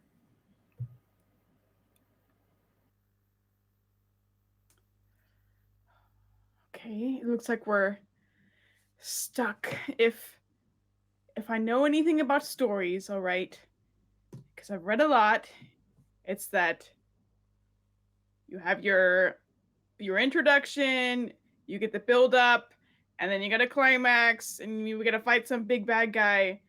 So maybe we have to face him. All right? Maybe that's our only way out of this. What face? I don't know. We got to find it. And Anushka kind of turns to Alton and like very gently says, Alton, I have a face because it gives me structure.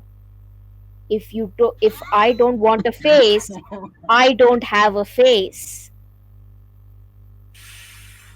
This place is chaos. It is primordial. This creature, the Yl'fe, I don't love. It is impossible because it has no order, because there is no sense. What face? What will we see? What will we attack? It is impossible to explain to humans about. Okay, we are not going anywhere. Maybe we can talk. Maybe let's talk to them. They clearly seem very chatty, but I don't want to attack them because there is nothing to attack and there is no one to attack. And they kind of just look up and I think they will still have their violin with them because it's pretty much like their comfort blanket now, and they kind of just they start they just they play a short tune and go they just play a very short tune, just like and go, is this what you want? Do you want us to entertain you? Bling bling, bling bling, bling bling, bling bling. Alton whips out his phone. Is it Vance's number again? Mm-hmm. Hey, what do you want this time?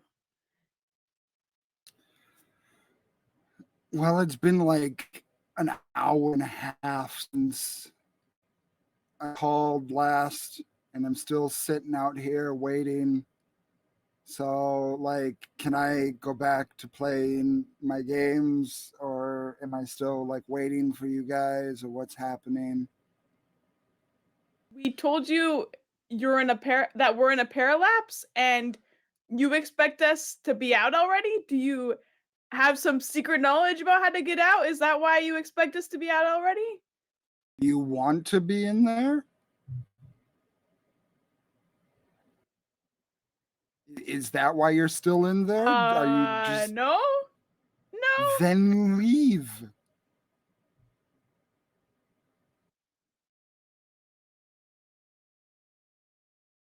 how do we leave? I'm if you entered, I would assume that you could exit in the same general way, I would think. We sort of fell into the pavement? So are we supposed to fly up?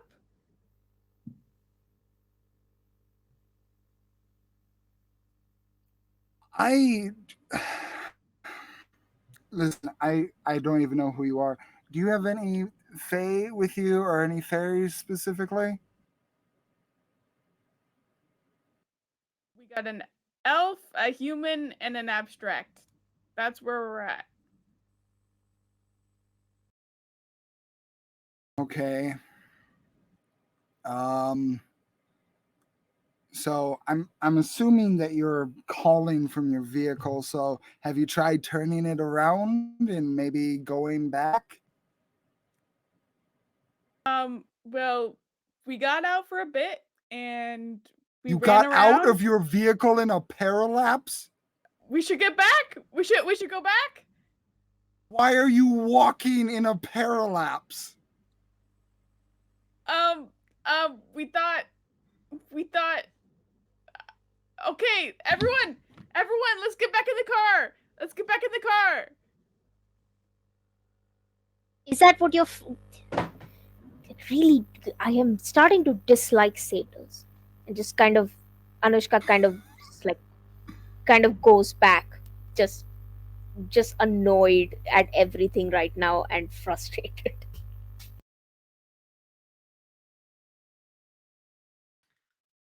How far is the car? Is the car like 10 feet away from us?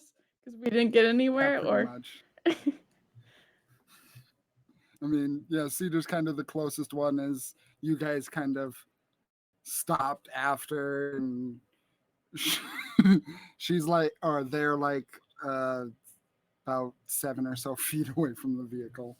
Yeah, they've been live streaming or at least recording this entire thing, not even really paying attention to the other two now that they've actually realized this maybe isn't the best idea. They want to stay safe.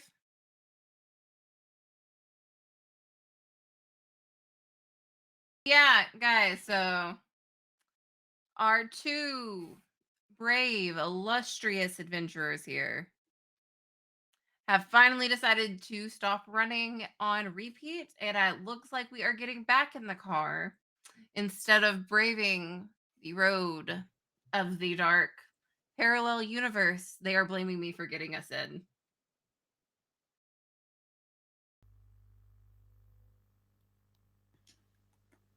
Anushka starts playing the violin very loudly at that point, just I like will say, if this. anyone donates $1,000, I will lock them out of the car.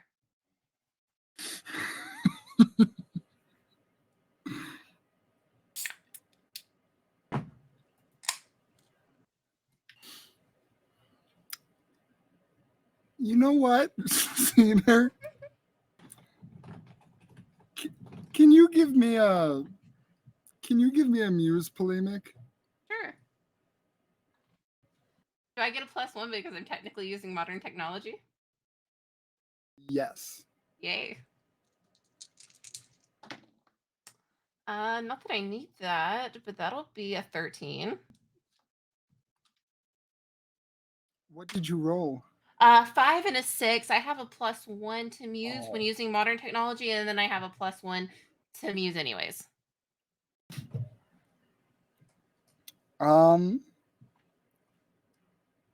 Okay. You do get a lot of donations in.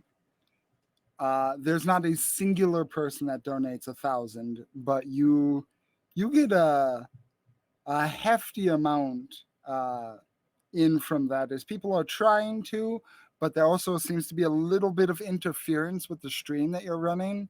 So you don't know if everyone is able to see it or if some of the donations got dropped or if something of a million reasons might have interfered. But you got a hefty lump sum from it, that's for sure. And this is why I love every one of you. But I guess we're going to be nice today. If anyone has any last minute donations, and we can make this more interesting. But otherwise, Cedar will get into the car. Okie doke. Um, as you all get into the vehicle once more, Vance is still on the phone, and uh, he says, "If you can, yeah, try and either if you're out of the vehicle, you stayed in one spot for a while. I'm not an expert on the parasuit, but staying still in the paracosm does not bring many good things. So probably just make as much distance as you can and see what happens. I can't give you much more than." And as he says that, the phone clicks out and the call ends. He said, try to get back out the way you came. And he said, try to make as much distance as you can. Um, I think we go back the way we turn this car around and we go back, I think.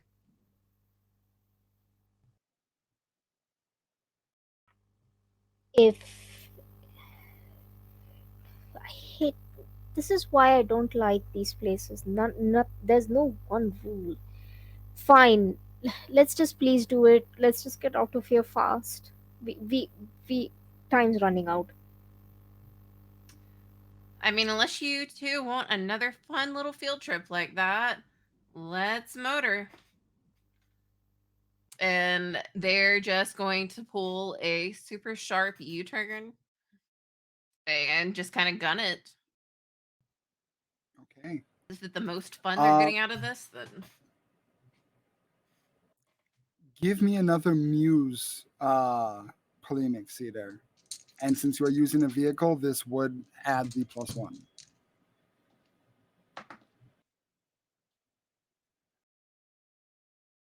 6 + 2, so 8. 8. Okay, that is a success. The road itself is again sticky, and as you kind of went half off of it, you're trying to turn this very large vehicle around, and as you're getting it done, there is kind of like a stop, and you feel like the ground grip the wheels so it doesn't want to go, so you kind of back up a little bit and then go forward and to get that momentum to turn. And as you're doing so, trying to turn this vehicle around in mid-turn, you guys hear again the sound.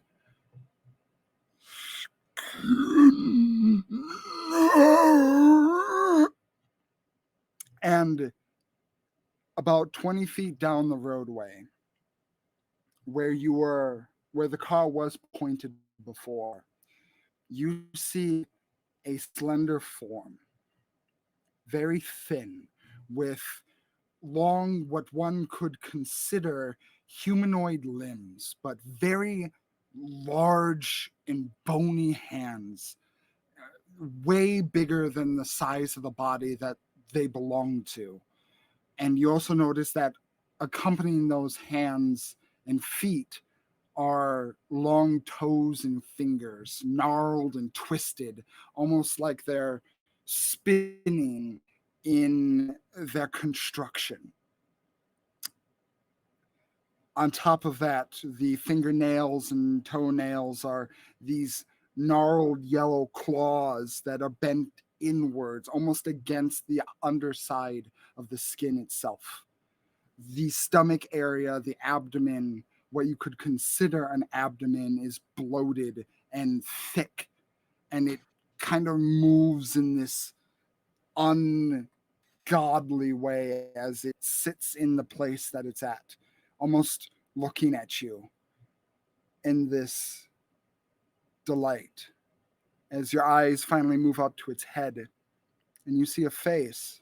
No. You see two faces. No.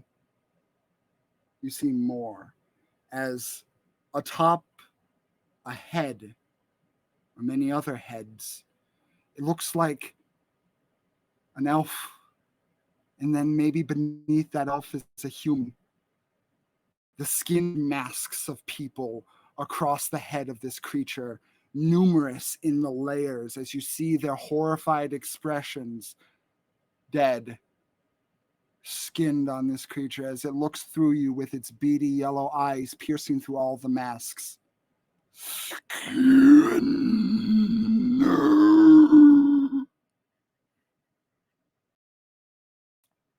Cedar, you are driving. What are you doing? Like I said, I'm just gunning it already. But looking in the rearview mirror, uh, hey, so remember how bad idea to get out of the car? Looks like we're playing tag, fuckers. It so they kind of toss their phone over to Alton. So make sure you can at least record this for prosperity's sake. Alton is like, he was like screaming like, go, go, hitting the roof of the car, and he grabs the phone and his hands are shaking, and he's just like, whatever video you get from this, you're gonna have to like, the audio is gonna be unusable because he's just going like, ah, into the phone. Anushka right now is seeing the rear view mirror, and there's like all of that, that anger, that fear, and that sort of, the frustration of I am once again seeing something impossible and it refuses to make sense. But there is also now this feeling of Anushka wants to now try and make it make sense. Is deep is somewhere tempted to reach out in maybe their native tongue that they remember bits of, or in some other way is kind of tempted to try and reach out and talk to them, or maybe just try and maybe just play something or do something that would make them make sense even a little bit. Anushka, you would know that a Yl'fe is a combination of an abstract and a fey, a amalgamation of that which should not be. What you are staring at right now is not kin to you, even in your abstract existence. This is something far more heinous to reality and nature itself. To make sense of this requires a feat that for the past century has not quite yet been established by anyone. But I will ask you to make an Ashul polemic for me.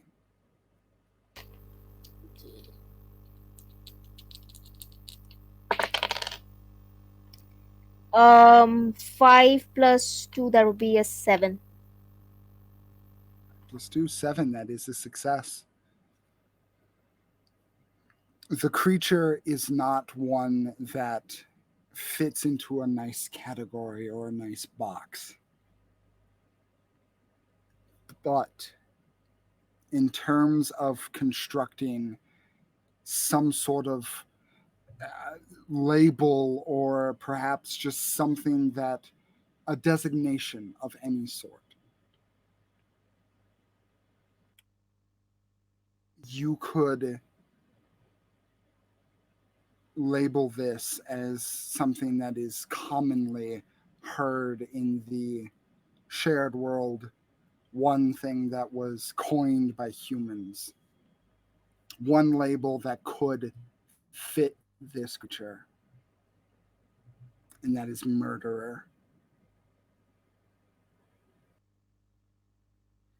As Cedar, you begin to peel this car out. Alton, you're screaming as you're videotaping this, and through the video or through the camera on the phone, you can see that this creature, this lover, skinner, beginner, begins to take a position, and its fingers and toes dig into the ground and then start crawling, all acting independently of each other. It's not moving its entire body, it is propelling itself purely by its wicked limbs as it follows behind you, this steadfast and steady head staring directly through the camera into your soul, Alton, as it wants what it wants.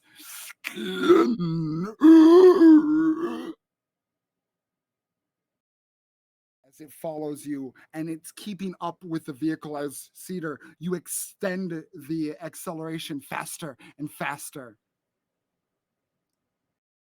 Bling, bling, bling, bling, bling, bling, bling.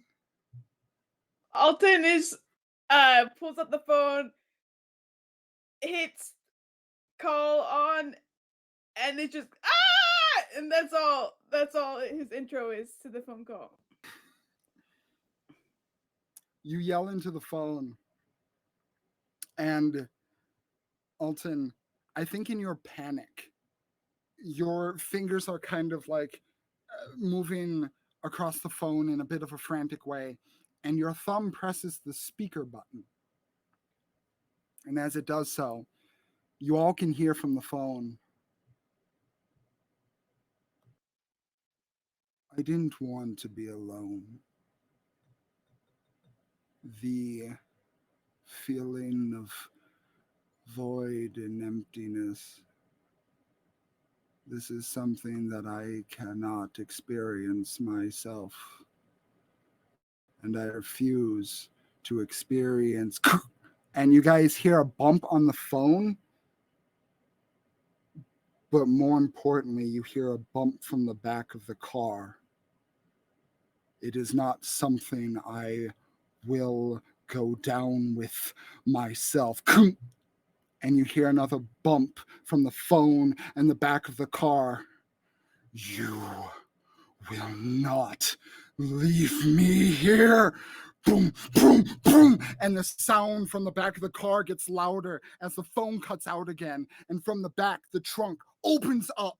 And from the back seat, you see this other creature, another Yl'fe, one that has satyr horns going back to the back of the head, but you see that the face is missing. The head is like this spring, one that is contracted tightly. All of the joints are these contracted tight springs. As you notice, Alton, with your shibboleth polemic from before, you would know this. This is a fairly common Yl'fe. It's called a writher, one that experienced something horrible before the combination.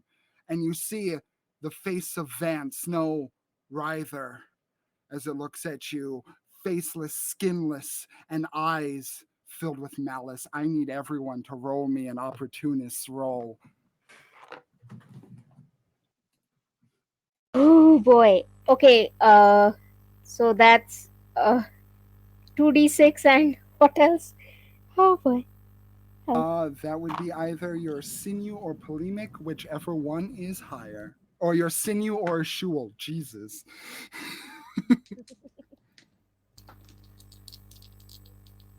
That'll be a 9. 9? Okay. 6 plus 2, that would be an 8. I'm using the Eshul. Okay. That's gonna be a 3.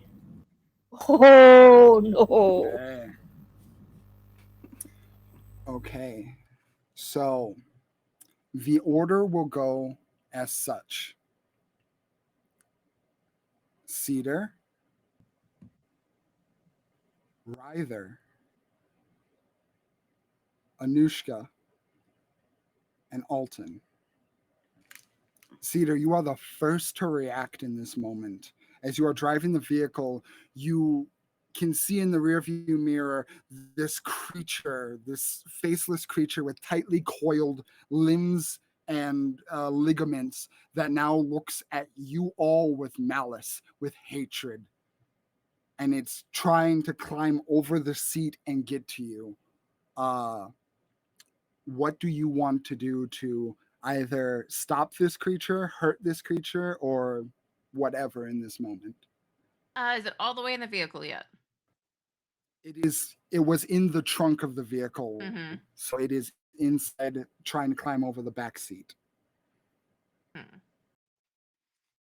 it is already inside, but the back is gone, what Cedar is actually going to do is slam on the brakes, trying to either get this thing to get knocked around a little bit inside of the car or lose its footing and hopefully fall out. Okay. Then I will say, since you are handling a vehicle, give me a muse polemic, and I'm going to contest it with its sinew in order to not be flung out. And since it is modern technology, that turns it into a 10. 10. Yes. Okay. So, as you stomp on the brakes, the Writher, as it's getting over the seat, Anushka, right there next to it, as it's closer to them than anyone else in the vehicle, you stomp on the brake, and the creature goes flying out of its position and goes right by you, Alton. As you see its body, you can now see more clearly it's pale and sickly. It looks like it hasn't seen sun in decades. This thing is no longer a person, it's a creature, it's a monster. And you can, with how quick this moment is, you can all see almost like a light in the darkness moving quickly.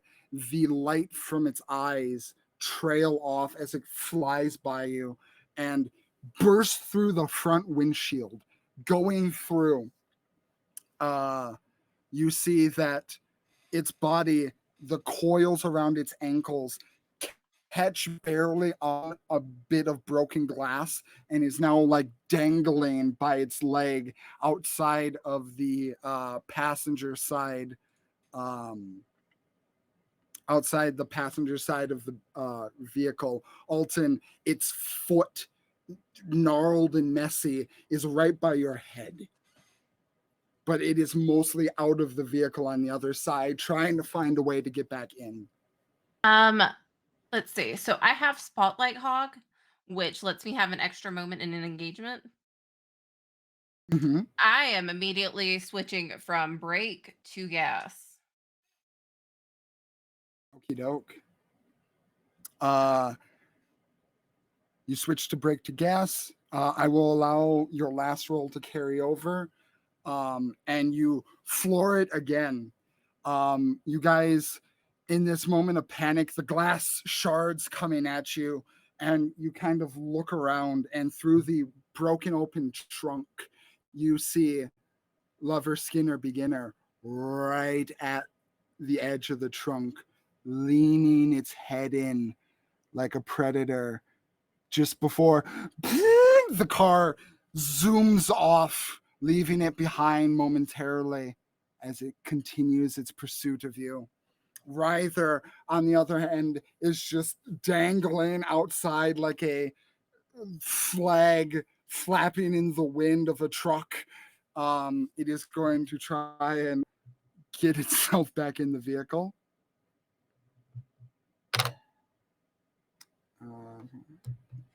Okay.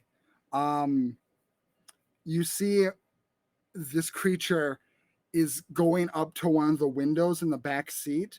This one would be by where you're sitting, Anushka, and is currently hitting it with a fist. And as it does so, every time it hits, the arm kind of goes limp again, like a spring that just got stretched out, and it as the glass breaks on this end now, Anushka, glass flies at you from this angle and it gets its hand inside and lifts up and looks at you, the malice and hatred in its eyes, and it's going to try and grab you by the head and pull you out. I need you to make me a sinew polemic.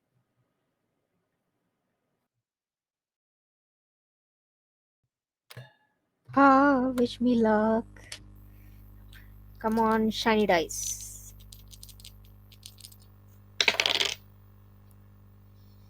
Oh, hallelujah. 6 plus 3, 9, and I have a 0 on sinew. I don't know why I'm checking, but 6 plus 3, 9. Okie doke. Uh, so that, as that is a grapple, that is a contested. Uh, it. Hold on. I've been rolling 1d6. 8, 9. That is okay. Hold on, as I check my own rules real quick. Because it tied with you. Let me uh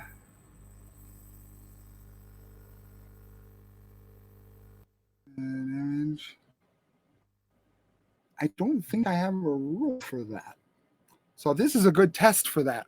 Um I'll say that this is kind of a half and half uh ruling then. It is able to grab onto you and hold you. So you aren't moving anywhere.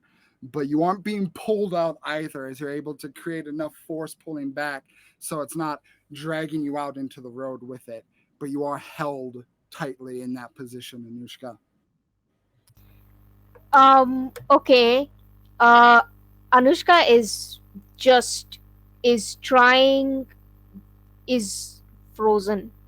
So so all they can think is, what did I leave for? I left to make sense. I left to make music. So they start very loudly, sort of humming, not just humming, like literally singing Mozart's Lacrimosa. Just just like the only thing that they can think of is, I need to get out of here, but they're looking at this creature, this murderer, this this death, this deathly creature, and they're in their and they're in a place like their home that doesn't make sense, and it's all coming back. So they're just like, I'm going to do the one thing that makes sense to me, and I am going to sing, and I am going to make. I Anushka essentially wants the creature to let go, so they're just doing the thing that they can think of is just singing at them, of like, let me go, please. Okie doke. Uh, Romy Muse. Wee. Come on, dice.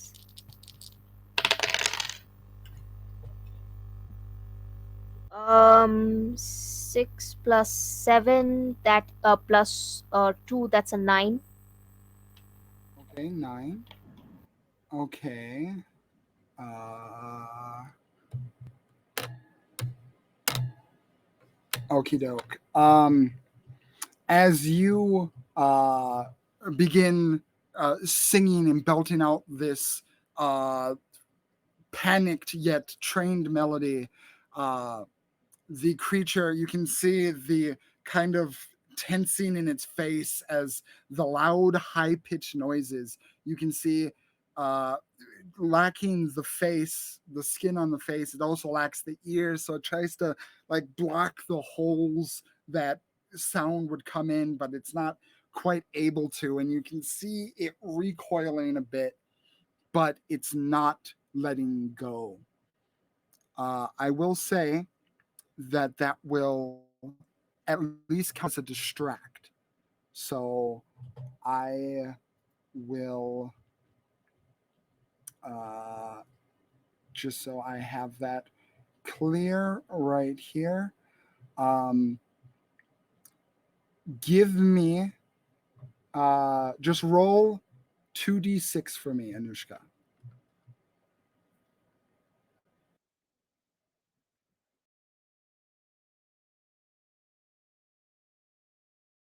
That's a 3. 3.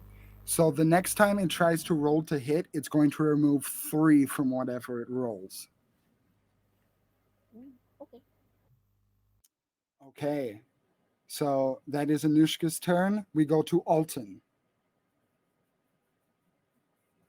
Alton, um, as he was on the phone and the thud hit on the back of the truck, the first one, the phone slipped out of his grasp and fell down in a crevice in the car. And um, in his other hand, Cedar's phone also slipped from his grasp. And as his hand shaking were empty, he started reaching for his book in his satchel and started pulling it out and remembered how when he first found it in his family's attic, the magic that it created. And so he begins to read from the story, haltingly and stuttering. And as he enacts the spell the story contains, which is the spell Which Way, which the affected of the spell up to 5 people are immediately inflicted with a question that they cannot answer, determined by the performer. The inability to answer this question makes the afflicted dispassionate about all else, with the exception of imminent danger for the next 5 minutes. So I there's the with the exception of imminent danger. I don't know if we are imminent danger to them. I feel like they are imminent danger to us, but I don't think we're actually that dangerous to them. But I don't know. I don't know how you would interpret the success of this spell in this situation. Okay. So as you begin to perform this spell to make it go off, give me a shibboleth polemic. Come on, come on, come on. Don't fail me. Okay. Yeah, that's an 11. 11, a monumental success. Okay. Let me, because you can also see Lover, Skinner, Beginner, and you can see Ryther. It affects both of them. So I'm going to roll for both of them. Because you have a monumental success on this, that means that they will have a -1 to try to essentially block this out. Ooh, nope.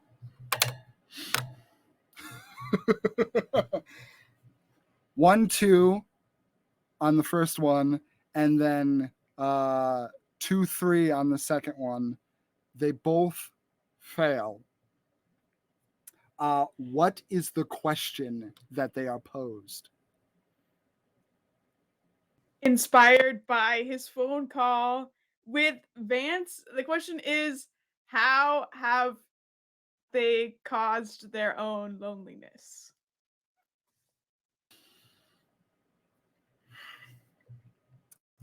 As uh, as you perform this spell, Alton, the words faltering slightly out of your fearful mouth. Uh, Anushka, you feel the grip on your throat begin to lighten as there's a curious look in the eye of this Yl'fe as it goes, what did I do? Why? What did I do to create this? This isn't my fault. Wait. No. And this is terrifying creature is almost brought to a sense of patheticness almost as it just questions everything in this moment.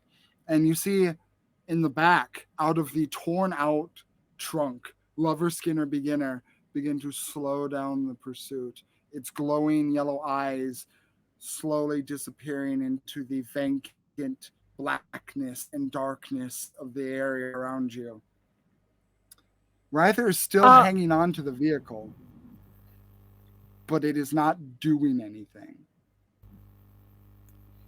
um, It, Anushka sees some when as the Yl'fe is muttering to themselves. Anushka starts to see something resembling actual emotion, some puzzlement. That's not just hatred and malice. Hatred and malice is too easy for Anushka's understanding. It's not every creature has it in them to feel that. But regret, especially puzzlement over their own situation, now that is interesting. And Anushka segues out of Lacrimosa and legit and just kind of and then just like looks at the Yl'fe and asks, "The world outside, do you do you think it will protect? Do you think that is what will make you not lonely again?" I created my. Did I create my loneliness? Where did it come from? Why? I don't understand. Was it me? It had to be someone else. And it just keeps muttering these musings to itself out loud. Not it's not ignoring you in the sense that it doesn't interpret your presence, but it's more focused on this other question it's been posed. Cool that you want to have And a therapy session with this thing and all, but we need to fucking get out of here. Unless you are ready to play with them. can Alton climb back into the back seat and reach his hand over and um as because Ryther's claws are still clinging on, Mhm. can he one by one start peeling the claws off of the back of the truck?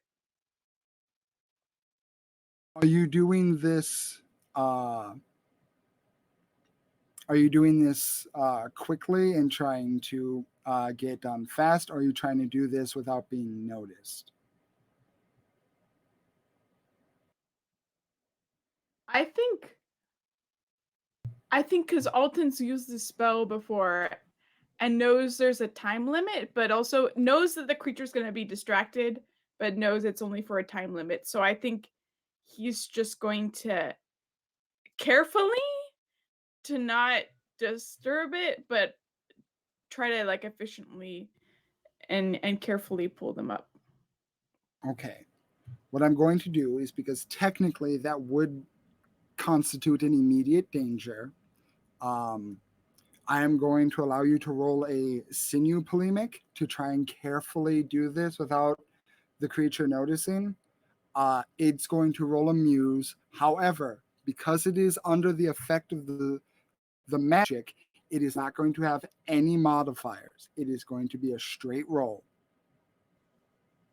Okay.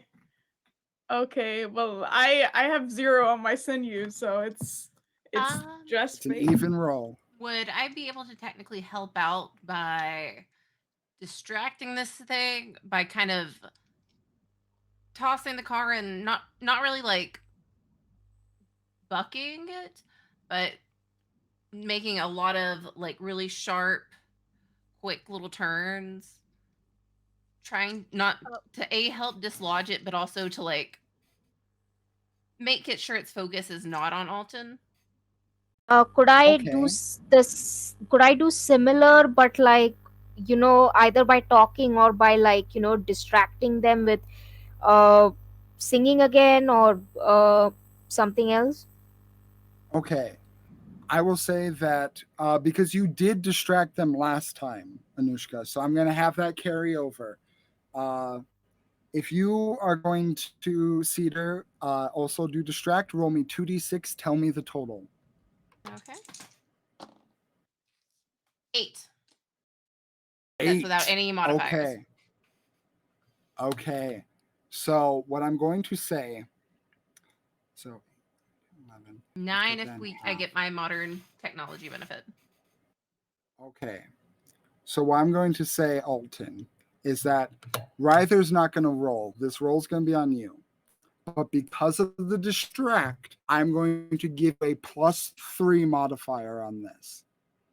Because they are distracting so thoroughly this creature. So you have maximum amount that you can have in this moment. So give me a sinew polemic. Okay. It's a 10. That's a 10. 10, monumental success. Yes.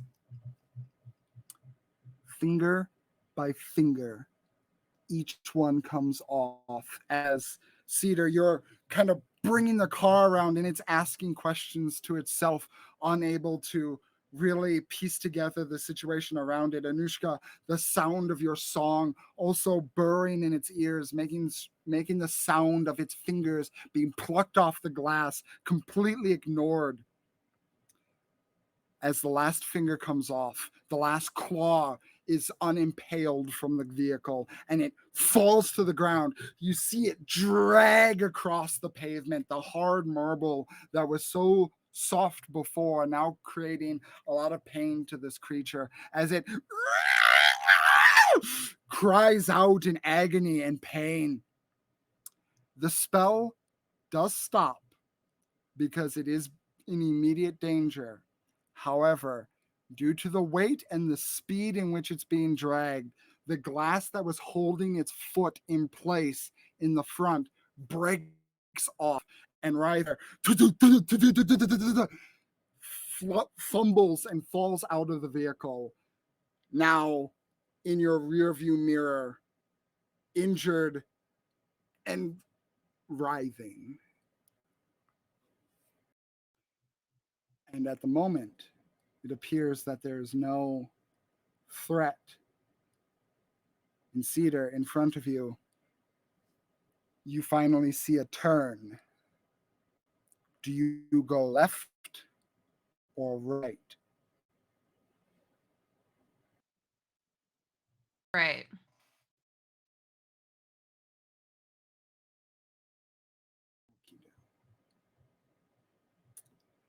So you go right as your first turn.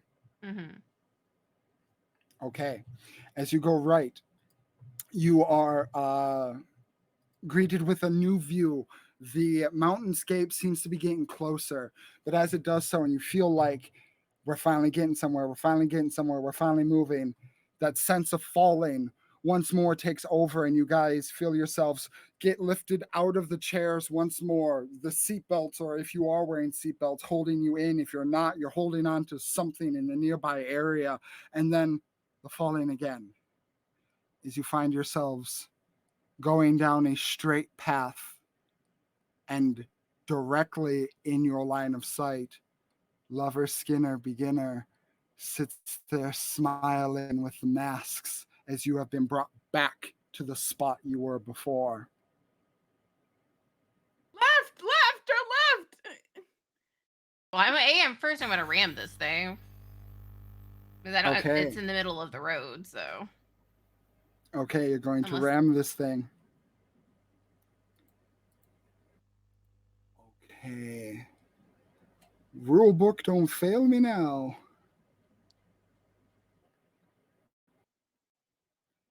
You wouldn't think car mechanics would be too hard to write, but they are deceptively hard to write. I mean, there's the ram mechanic. That's the use of mode of transportation that uses wheels in order to attack another. The damage dealt is a heavy weapon. Base speed of a non-motor vehicle is 45 feet. Motor is 60 feet. Polemic used for motor cars are shibboleth or muse. Okay, so make me a muse polemic. +1 because it is modern. which gives me a +2. And that is going to be 11. 11. Okay, that definitely hits with a monumental success. This is a heavy weapon that you are using. So that means it's 1d6. It would be normally +2 with a monumental success. It's 1d6 +3 damage. That is going to be, let's see, 1, 2, 3, 4 +3, 7. 7 points of damage as you careen into Lover Skinner Beginner. Its body immediately folds over the front of the vehicle as you're driving, and its head is down. The engine is running hot now based on how fast you've been going.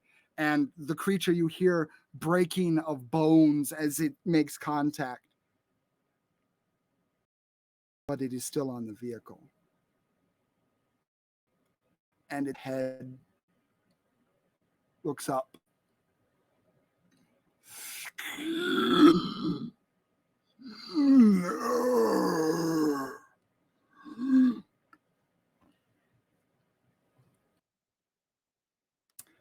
Let's see. Because the old one ended, I guess I need a new opportunist roll from everyone.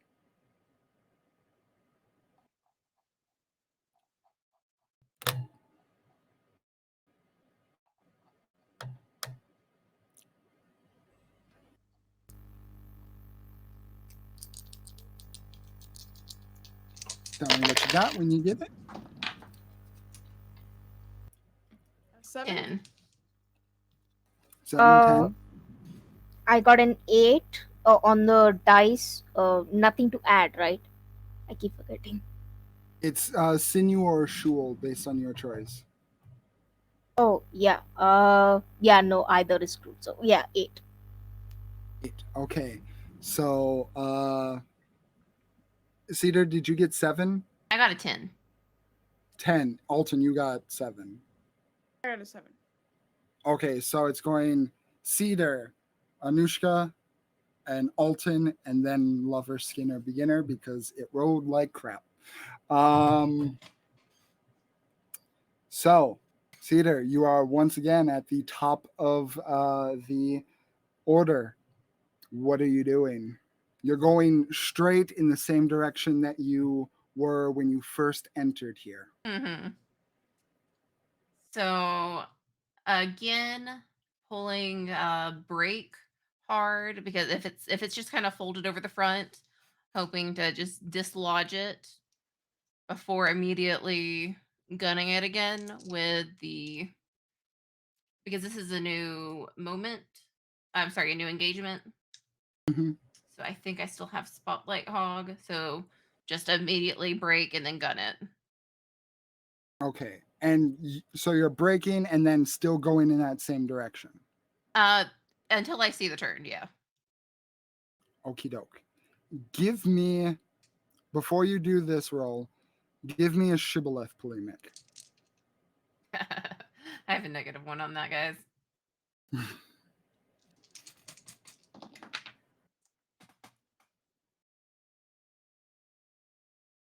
That's a 4. 4. Okay, yep. Roll me the muse to hit.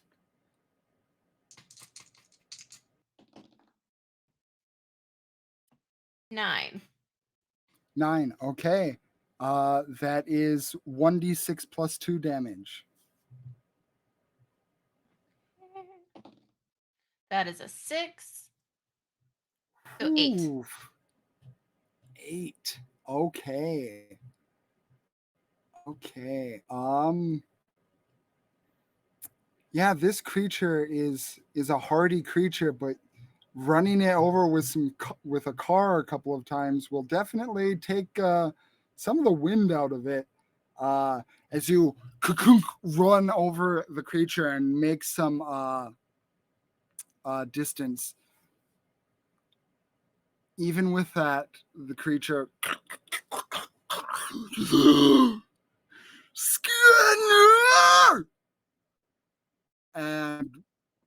looks like it's about to chase after you. It does not look healthy, but it's not down yet.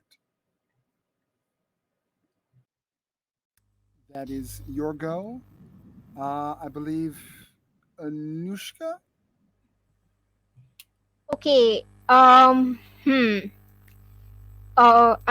has tried a lot of psychic damage that they're trying with singing to them, playing whatever.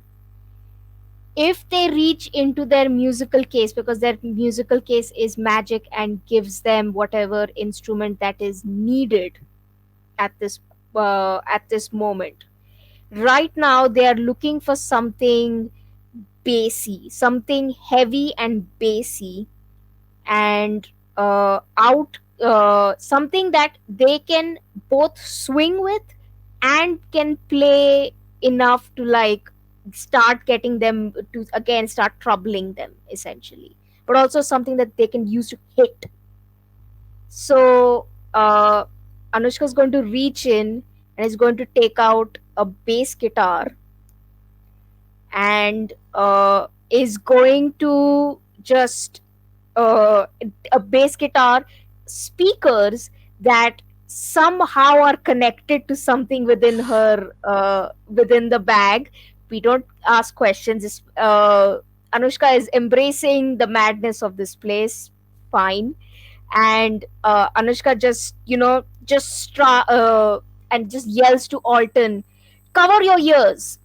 and just starts wailing on it. Just starts wailing on it, and just starts wailing on the guitar, just like as loudly and as you know, intense rock metal music that they can make at that point. Just like whatever they can, just playing as loudly, and the songs are the songs are angry the songs are angry, but in a sense of recrimination.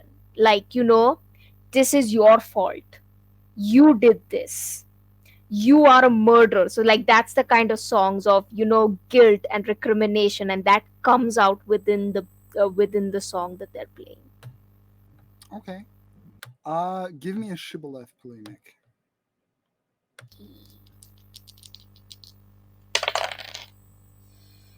Plus 3, 7.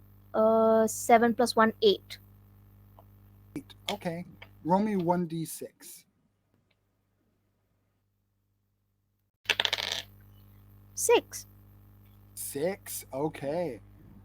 So as you play this angry, belting, bassy tune, and it echoes through this vacant lot of a alternate space, it reaches the creature, and you can see that it grabs its head, and the claws, the nails that were once burrowed underneath, kind of flip up like a pocket knife, and you can see it like dig it into its skull, almost like it's trying to just alleviate the pain that it feels in its head, trying to make space for the sound that now echoes its entire entity. And it hurt like a son of a gun, and it kind of recoils. It is not dead yet. Anushka is now scream singing, "Die, bastard!" Sorry, die, die, die. Okay. So, Alton, it is now your move. Sure. And at this point, the creature is behind our car, or where are they in relation to our car? They're at least like 45 feet away Okay. as Okay. Cedar is peeling it. Um, I think because Alton climbed into the back seat and was reaching over in the trunk to peel the claws off. So if it's okay, I think that as he was looking in the trunk, he saw like an extra gas canister in case you run out of gas. Um and uh tries to like throw it or like pour oil in its direction and then pull a lighter out of his pocket and light it up. Okay. Alton, give me a shibboleth polemic first. Okay. It's my highest stat. Highest stat. Let's go. Let's go. That's it. I rolled 2 6s and I got a +2. That's 14. That's an absolute success. Okay, Alton. As you're thinking of a way to try and make this plan work with the gas and the oil, something strikes you in this moment as your brain is running and you've been kind of on top of everything so far. When you made that turn, that was after you turned around. And now that you are going back, it's almost like you've re-entered. In this moment, you realize you have to go back in order to get out of here. And if you throw that oil, you are going to leave your only path out of this place a fiery inferno. Okay. But Okay, you so also, I think that we have to make a U-turn and then go back.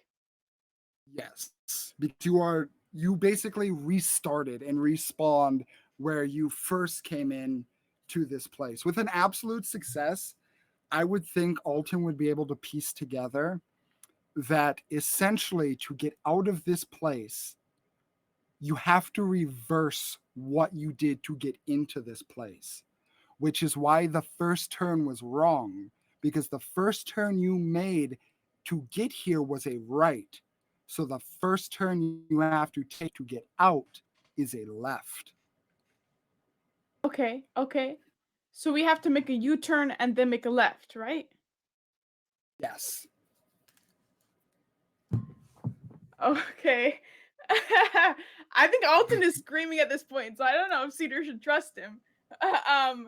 But um, he from the back seat he just yells, "Cedar, Cedar, we re-entered again, and now we have to make a U-turn. I don't just please for once trust me. We have to make a U-turn and then we have to make a left, okay?"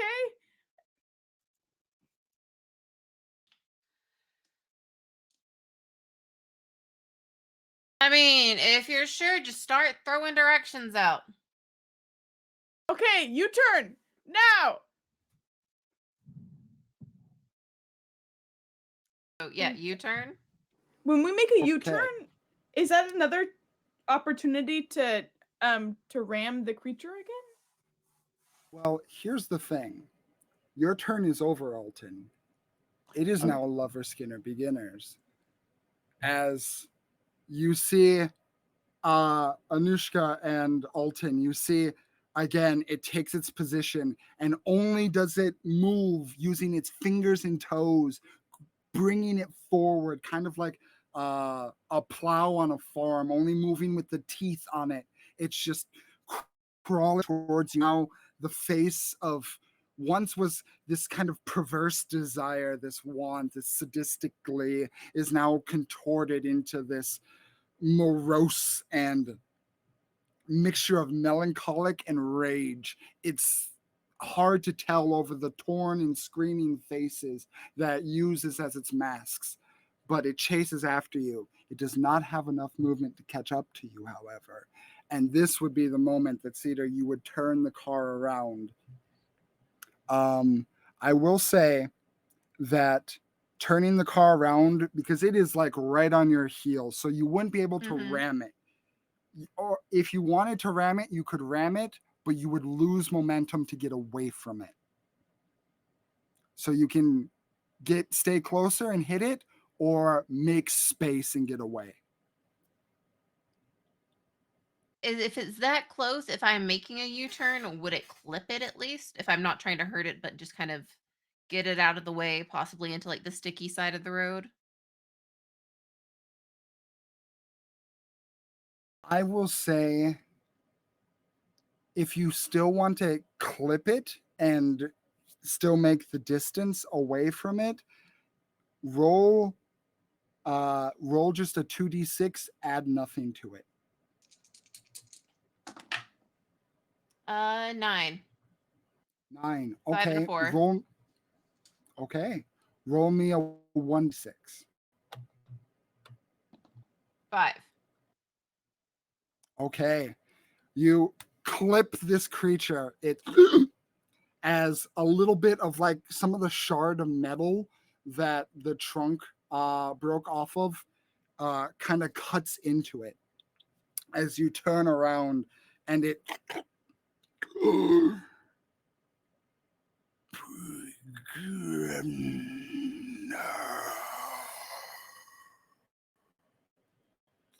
and it falls on the ground, this ichor starting to pool around it. Love skin begin. Love skin begin. These sounds begin to echo more and more around you. This cacophony of chants. With your spotlight hog, are you gassing it? Yes. Okay. You propel yourself forward, going faster and faster, trying to get out of here. The sound, love her skin up again, love her skin up again, love her skin up again. These sounds all following you as you're going faster and faster, and then you find yourself at the turn again, left or right? Left. Left. Okay. As you turn left, you are greeted with a sight of another turn not that far away, left or right. Is there any way I can make like a knowledge check? Because I'm going to be very honest. I am half asleep right now. No problem. With Alton's absolute success, they would have the correct path in their head. I will put that in the. I'm not going to put that in the Discord. There's no point. Well, I'll put it just for the sake of you guys knowing real quick. Alton, you're shouting out directions at this time. These are the directions that you are shouting out. Left, right, left, right, left. Going around these curves and around these turns, and then you are greeted with one more obstacle after these turns, as the road that was straight before now goes up a full 90-degree angle, about 100 feet in front of you, as you are approaching this almost seeming wall in front of you. Alton, you remember, before you fell in, the last thing you saw was a sign that said down.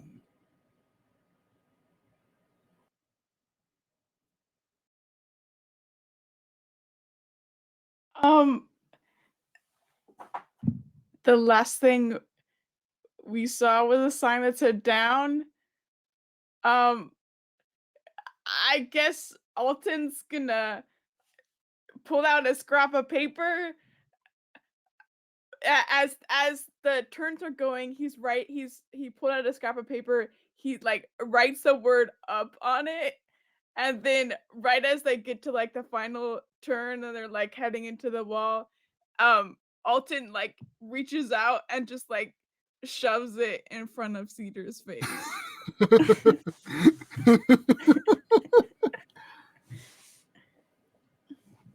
Because he's been climbing back out of the trunk to get to the front seat and is ready.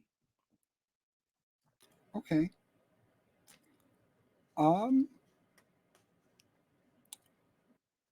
So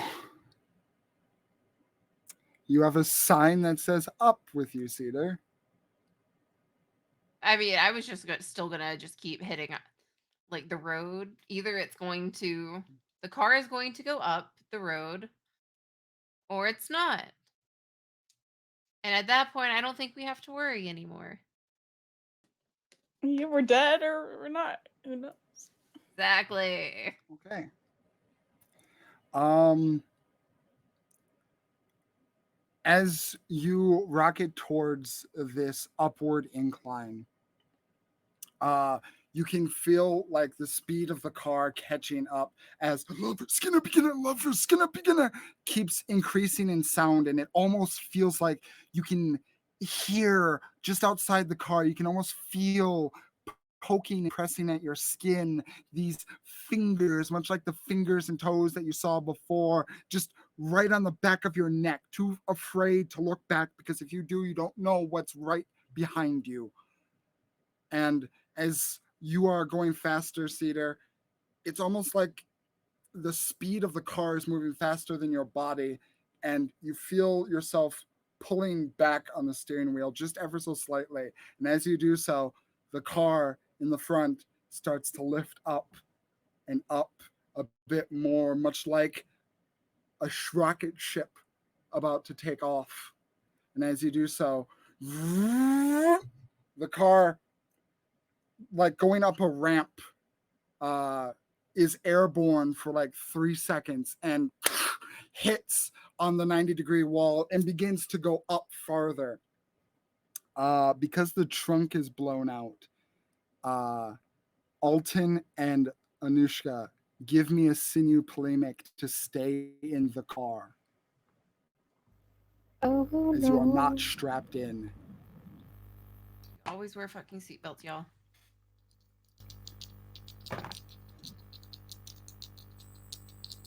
That's a 9 for me. 9, okay. Same. Thank God. 9 successes. You grab onto the seats as you feel your bodies being pulled back with the gravity. Alton, you feel your arm like go down, the same one that had your book in it, but you hang on to it and just press yourself up against the seat, keeping yourself from falling out. Anushka, you pull your set of musical instruments into you into another seat. Your feet were kind of dangling for a moment, but you're able to pull them up as you're now like kind of kneeling on the back of the car seat as you guys are going up, up, and up, faster and faster, the sound of the chanting fading away into the background. And as you pierce the veil between the parallax and the shared world, you realize the lights, the stars you were looking at before, were street lights. As you enter a now twilight Goldview, the city now in its evening hours, darker because it's fall at this time, and you pierce the veil back home. You land on the street, and the hole that you came out of disappears, fading into pavement.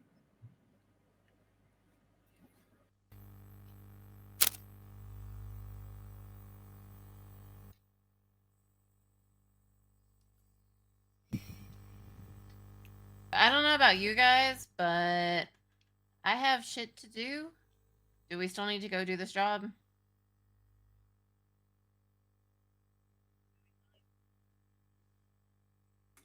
Alton is just he's tired. He's wrung out. He's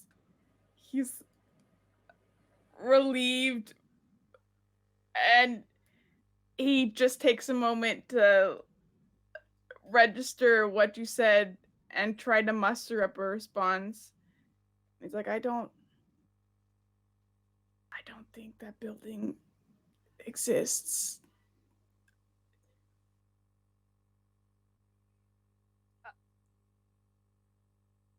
Mm. I mean, I don't really care either way. We can just.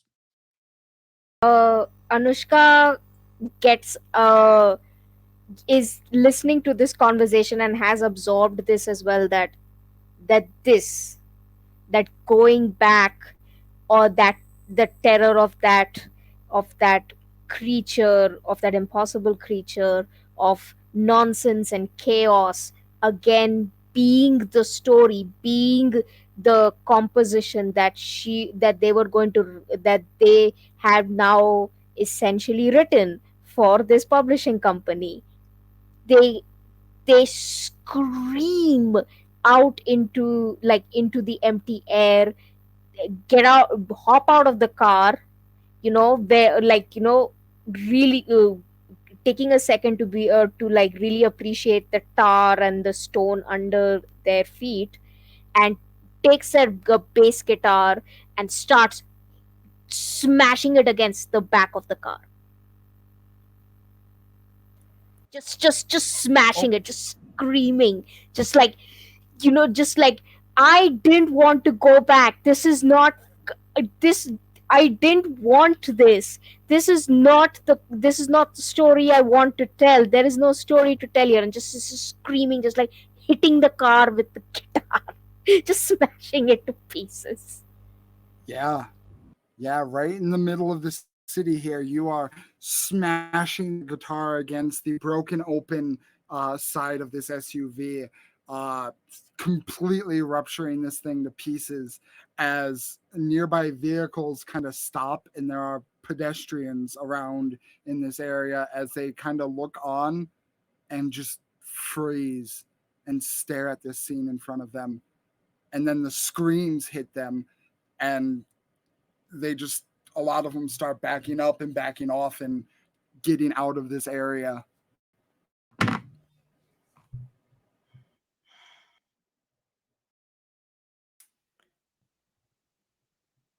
Yeah, at this point, like, theater's probably recording this. So I know you guys missed, like, all of the really cool stuff, my Craniacs, but you can at least see some loser that does music destroy their instruments, even to make up for only hearing the ASMR.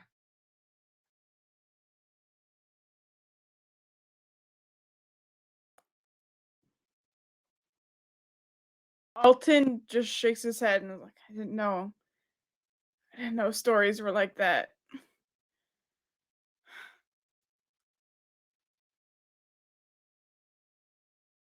And I think he takes like a windshield wiper, like a metal one in the car.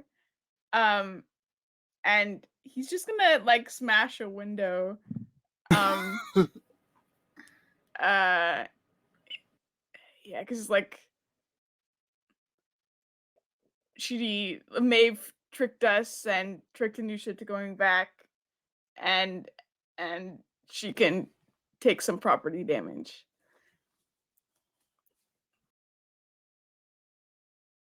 Okay. You guys, two of you exercise some frustration out on the vehicle as one of you streams it, Mhm. um, getting a decent amount of bits from it too, honestly.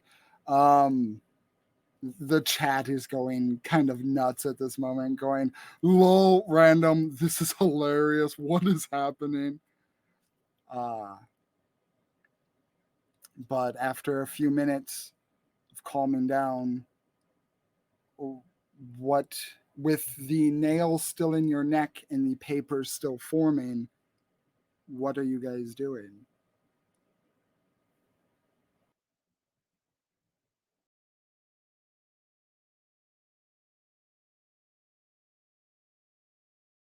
I mean, if we're not going to interview some satyr about an apartment building, I'm ready to turn this shit in and go back to my life. Because, like, I got what? A few little cuts from glass.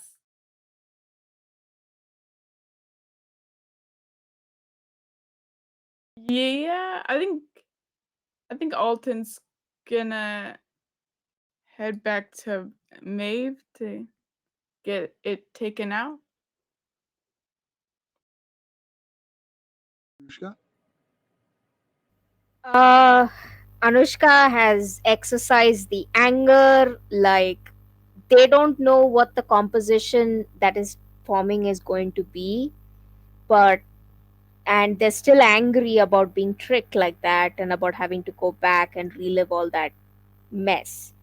But they're the part that gave them purpose to be on earth, to be here in the first place, that's still kind of ringing in their head of, I wonder, I want, if I've gone through all this, I want to know what is being written. I want to know that.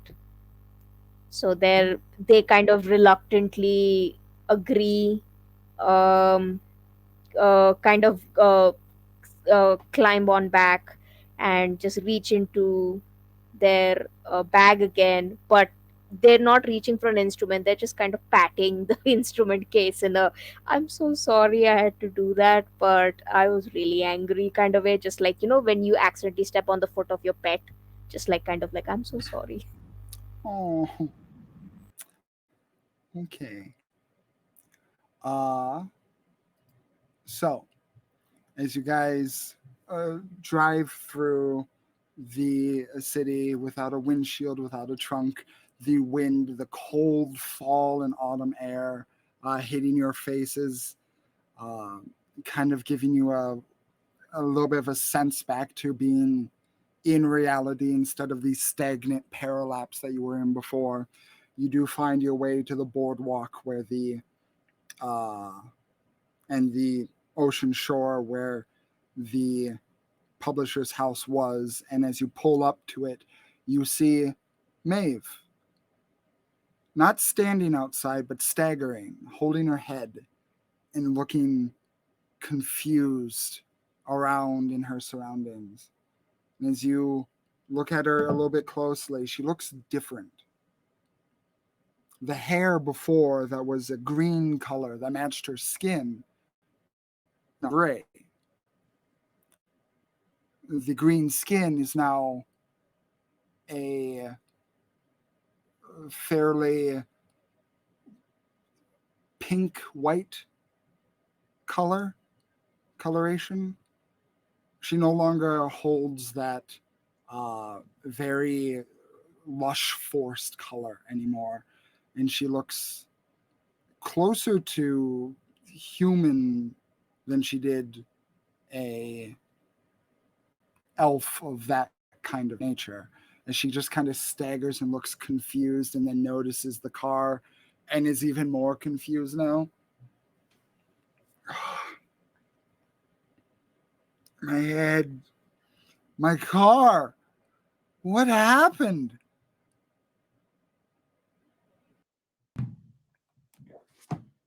I mean, you're the one who sent us out. What do you expect is going to happen to a car?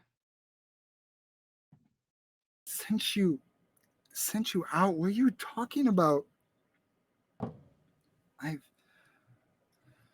this entire afternoon, this entire day has just been a blur. My head hurts. I didn't drink anything. Oh, I've had days like that. There was this one time. Actually, I probably should not admit to that in front of anyone. But yeah, I need to turn this in because I have some major editing to do when I get home and then plan my next trip. Yeah, we met you earlier today. You gave us a phone number for this contact who you said was your friend who was a Yl'fe who gave us directions to a parapleps.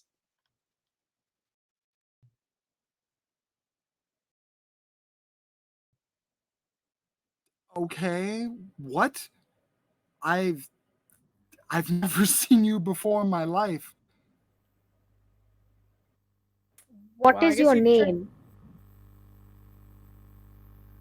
Maeve. And you are human.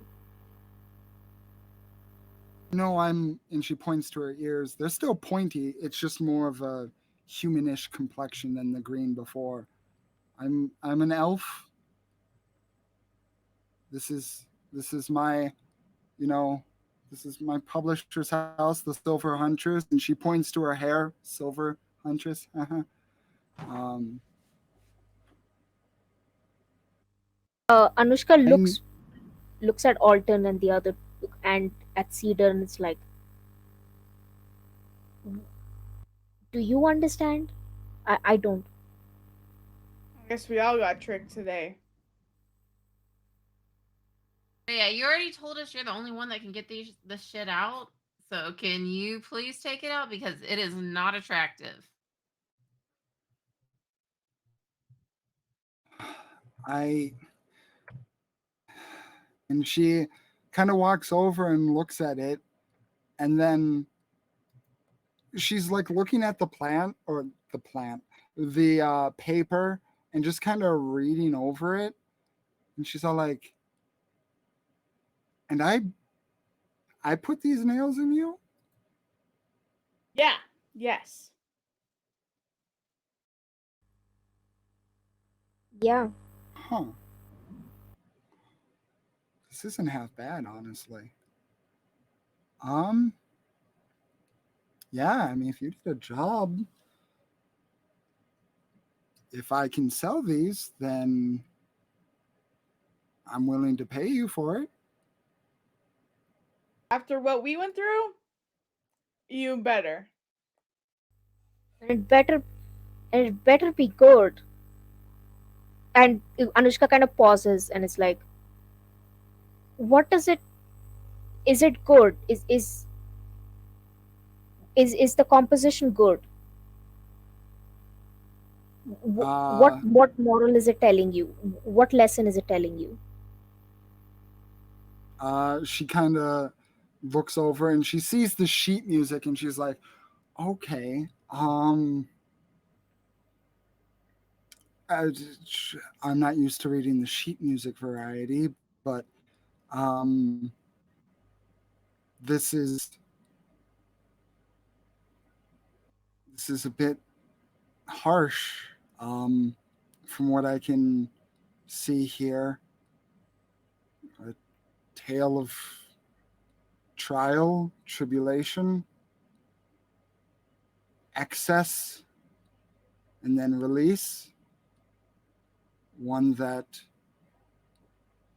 might not be a happy story, but a lesson of persistence.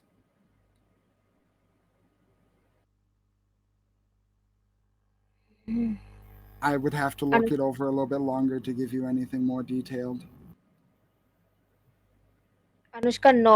Anushka is a little bit, just kind of stares into the distance for a couple of seconds, and like their shoulders kind of, they don't slump, but they they they they know that this is honestly as good as what they had in their mind. Like on some level, this was one of the themes they were hoping to get, and they're not happy because it is going back. Nothing was worth going back there, but this it's still a good thing. It's still a good scenario. It's a good composition. So they're like, kind of just okay, just kind of okay. Can I get the? Let's get this out, please. Okay. And as she begins to get some of her tools and whatnot, uh, for the last time tonight, can I get everyone to roll me either a Muse or Shibboleth Polemic? Let me know which one you are rolling. I got a 5 shibboleth. I got a 5 and a 5 and with a muse that would be a 7. Okay. And I have a 8 odd views. Okay. So, Alton, Uh, it's hard to grasp exactly what's going on, but obviously something weird happened here. It's hard to tell. Uh, but for Anushka and Cedar, you smell something distinct in the air. It smells like flowers or a plant. And the specific plant, Leucothea,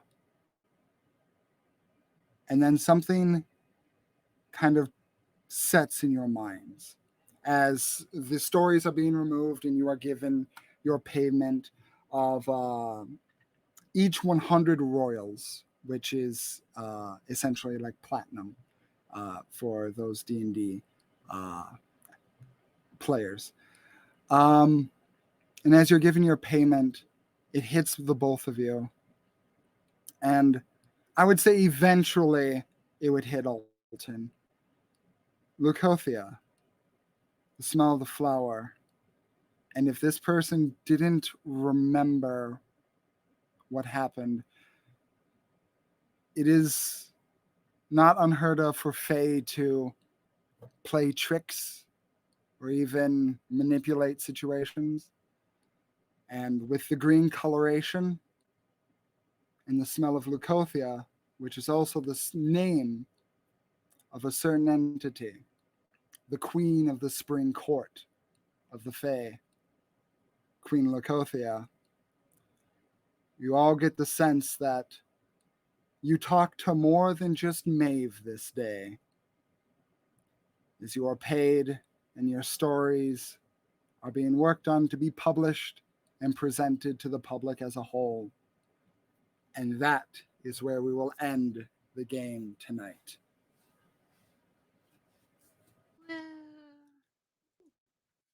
Ooh, that was fun. It was very fun. I've been up 21 hours now. Oh no! Oh So no! Yeah. So I will wrap this up a bit. Thank you for watching. Thank you so much. My name is Big B. You can find me on Twitter at Big B is dot dot dot. You can also find me in Blue Sky under the same tag. Yl'fe is available on DriveThruRPG for only $5. If my players want, please remind the audience who you are, and I will give a little outro for Nerds with Dice afterwards. Right. If you Hi want. guys. Thanks so much for watching. My name's Alice Hart. She, they pronouns. You can find me everywhere online at Hellion Hart or Alice Hart. Specifically Alice Hart on Blue Sky, which we're all trying to transfer over, I think, as we can. Um you can find me tomorrow night on Lost Caravan playing part of their Call of Cthulhu week. And Tuesday is the finale of the Mitchum's game I'm in with Girls Run These Worlds as well. I have more, of course, coming up. So definitely check out my social media if you like what I've done tonight. But otherwise, thank you. Who's next? Hello, I'm Nate Rose. He, they pronouns. Stray Toads everywhere online. Also, Stray Toads everywhere offline. Ponds, backyards. This is my first TTRPG stream. So ever. That was fun. Thanks for being part of this. Yeah, I would. So maybe I'll do more stuff in the future. I'm also running a game at Big Bad Con called For the Musical Theater Queen because I'm driving up from SoCal with my keyboard, and I'm gonna like run a game that's like a musical and a For the Queen game. So that'll be fun. Yeah. Cool. I am, you can find me on Twitter at Dr. _Ybone. I mostly tweet about like I mostly tweet book reviews and talk about anime there.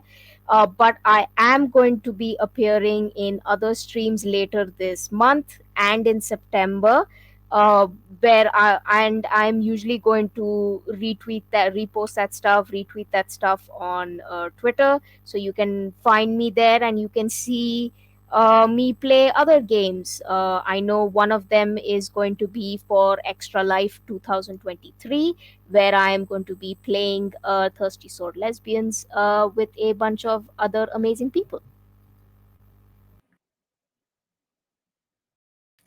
And again, my name is Big B. Thank you so much to my players tonight for staying up late and for giving me a chance to show my game out to the world. Um, our one shot of Yl'fe, an urban fantasy adventure, was done today on the 18th, 10 p.m. Eastern. Saturdays, 8 p.m. Eastern Time, continues Masks the Puzzle Project. Mondays, 8 p.m. Eastern Time, continues Neon Shadows. We have an open casting call for Night and Arthurian style game. Uh, the Nightmare Before Halloween game jam is open and active. Get your submissions ready.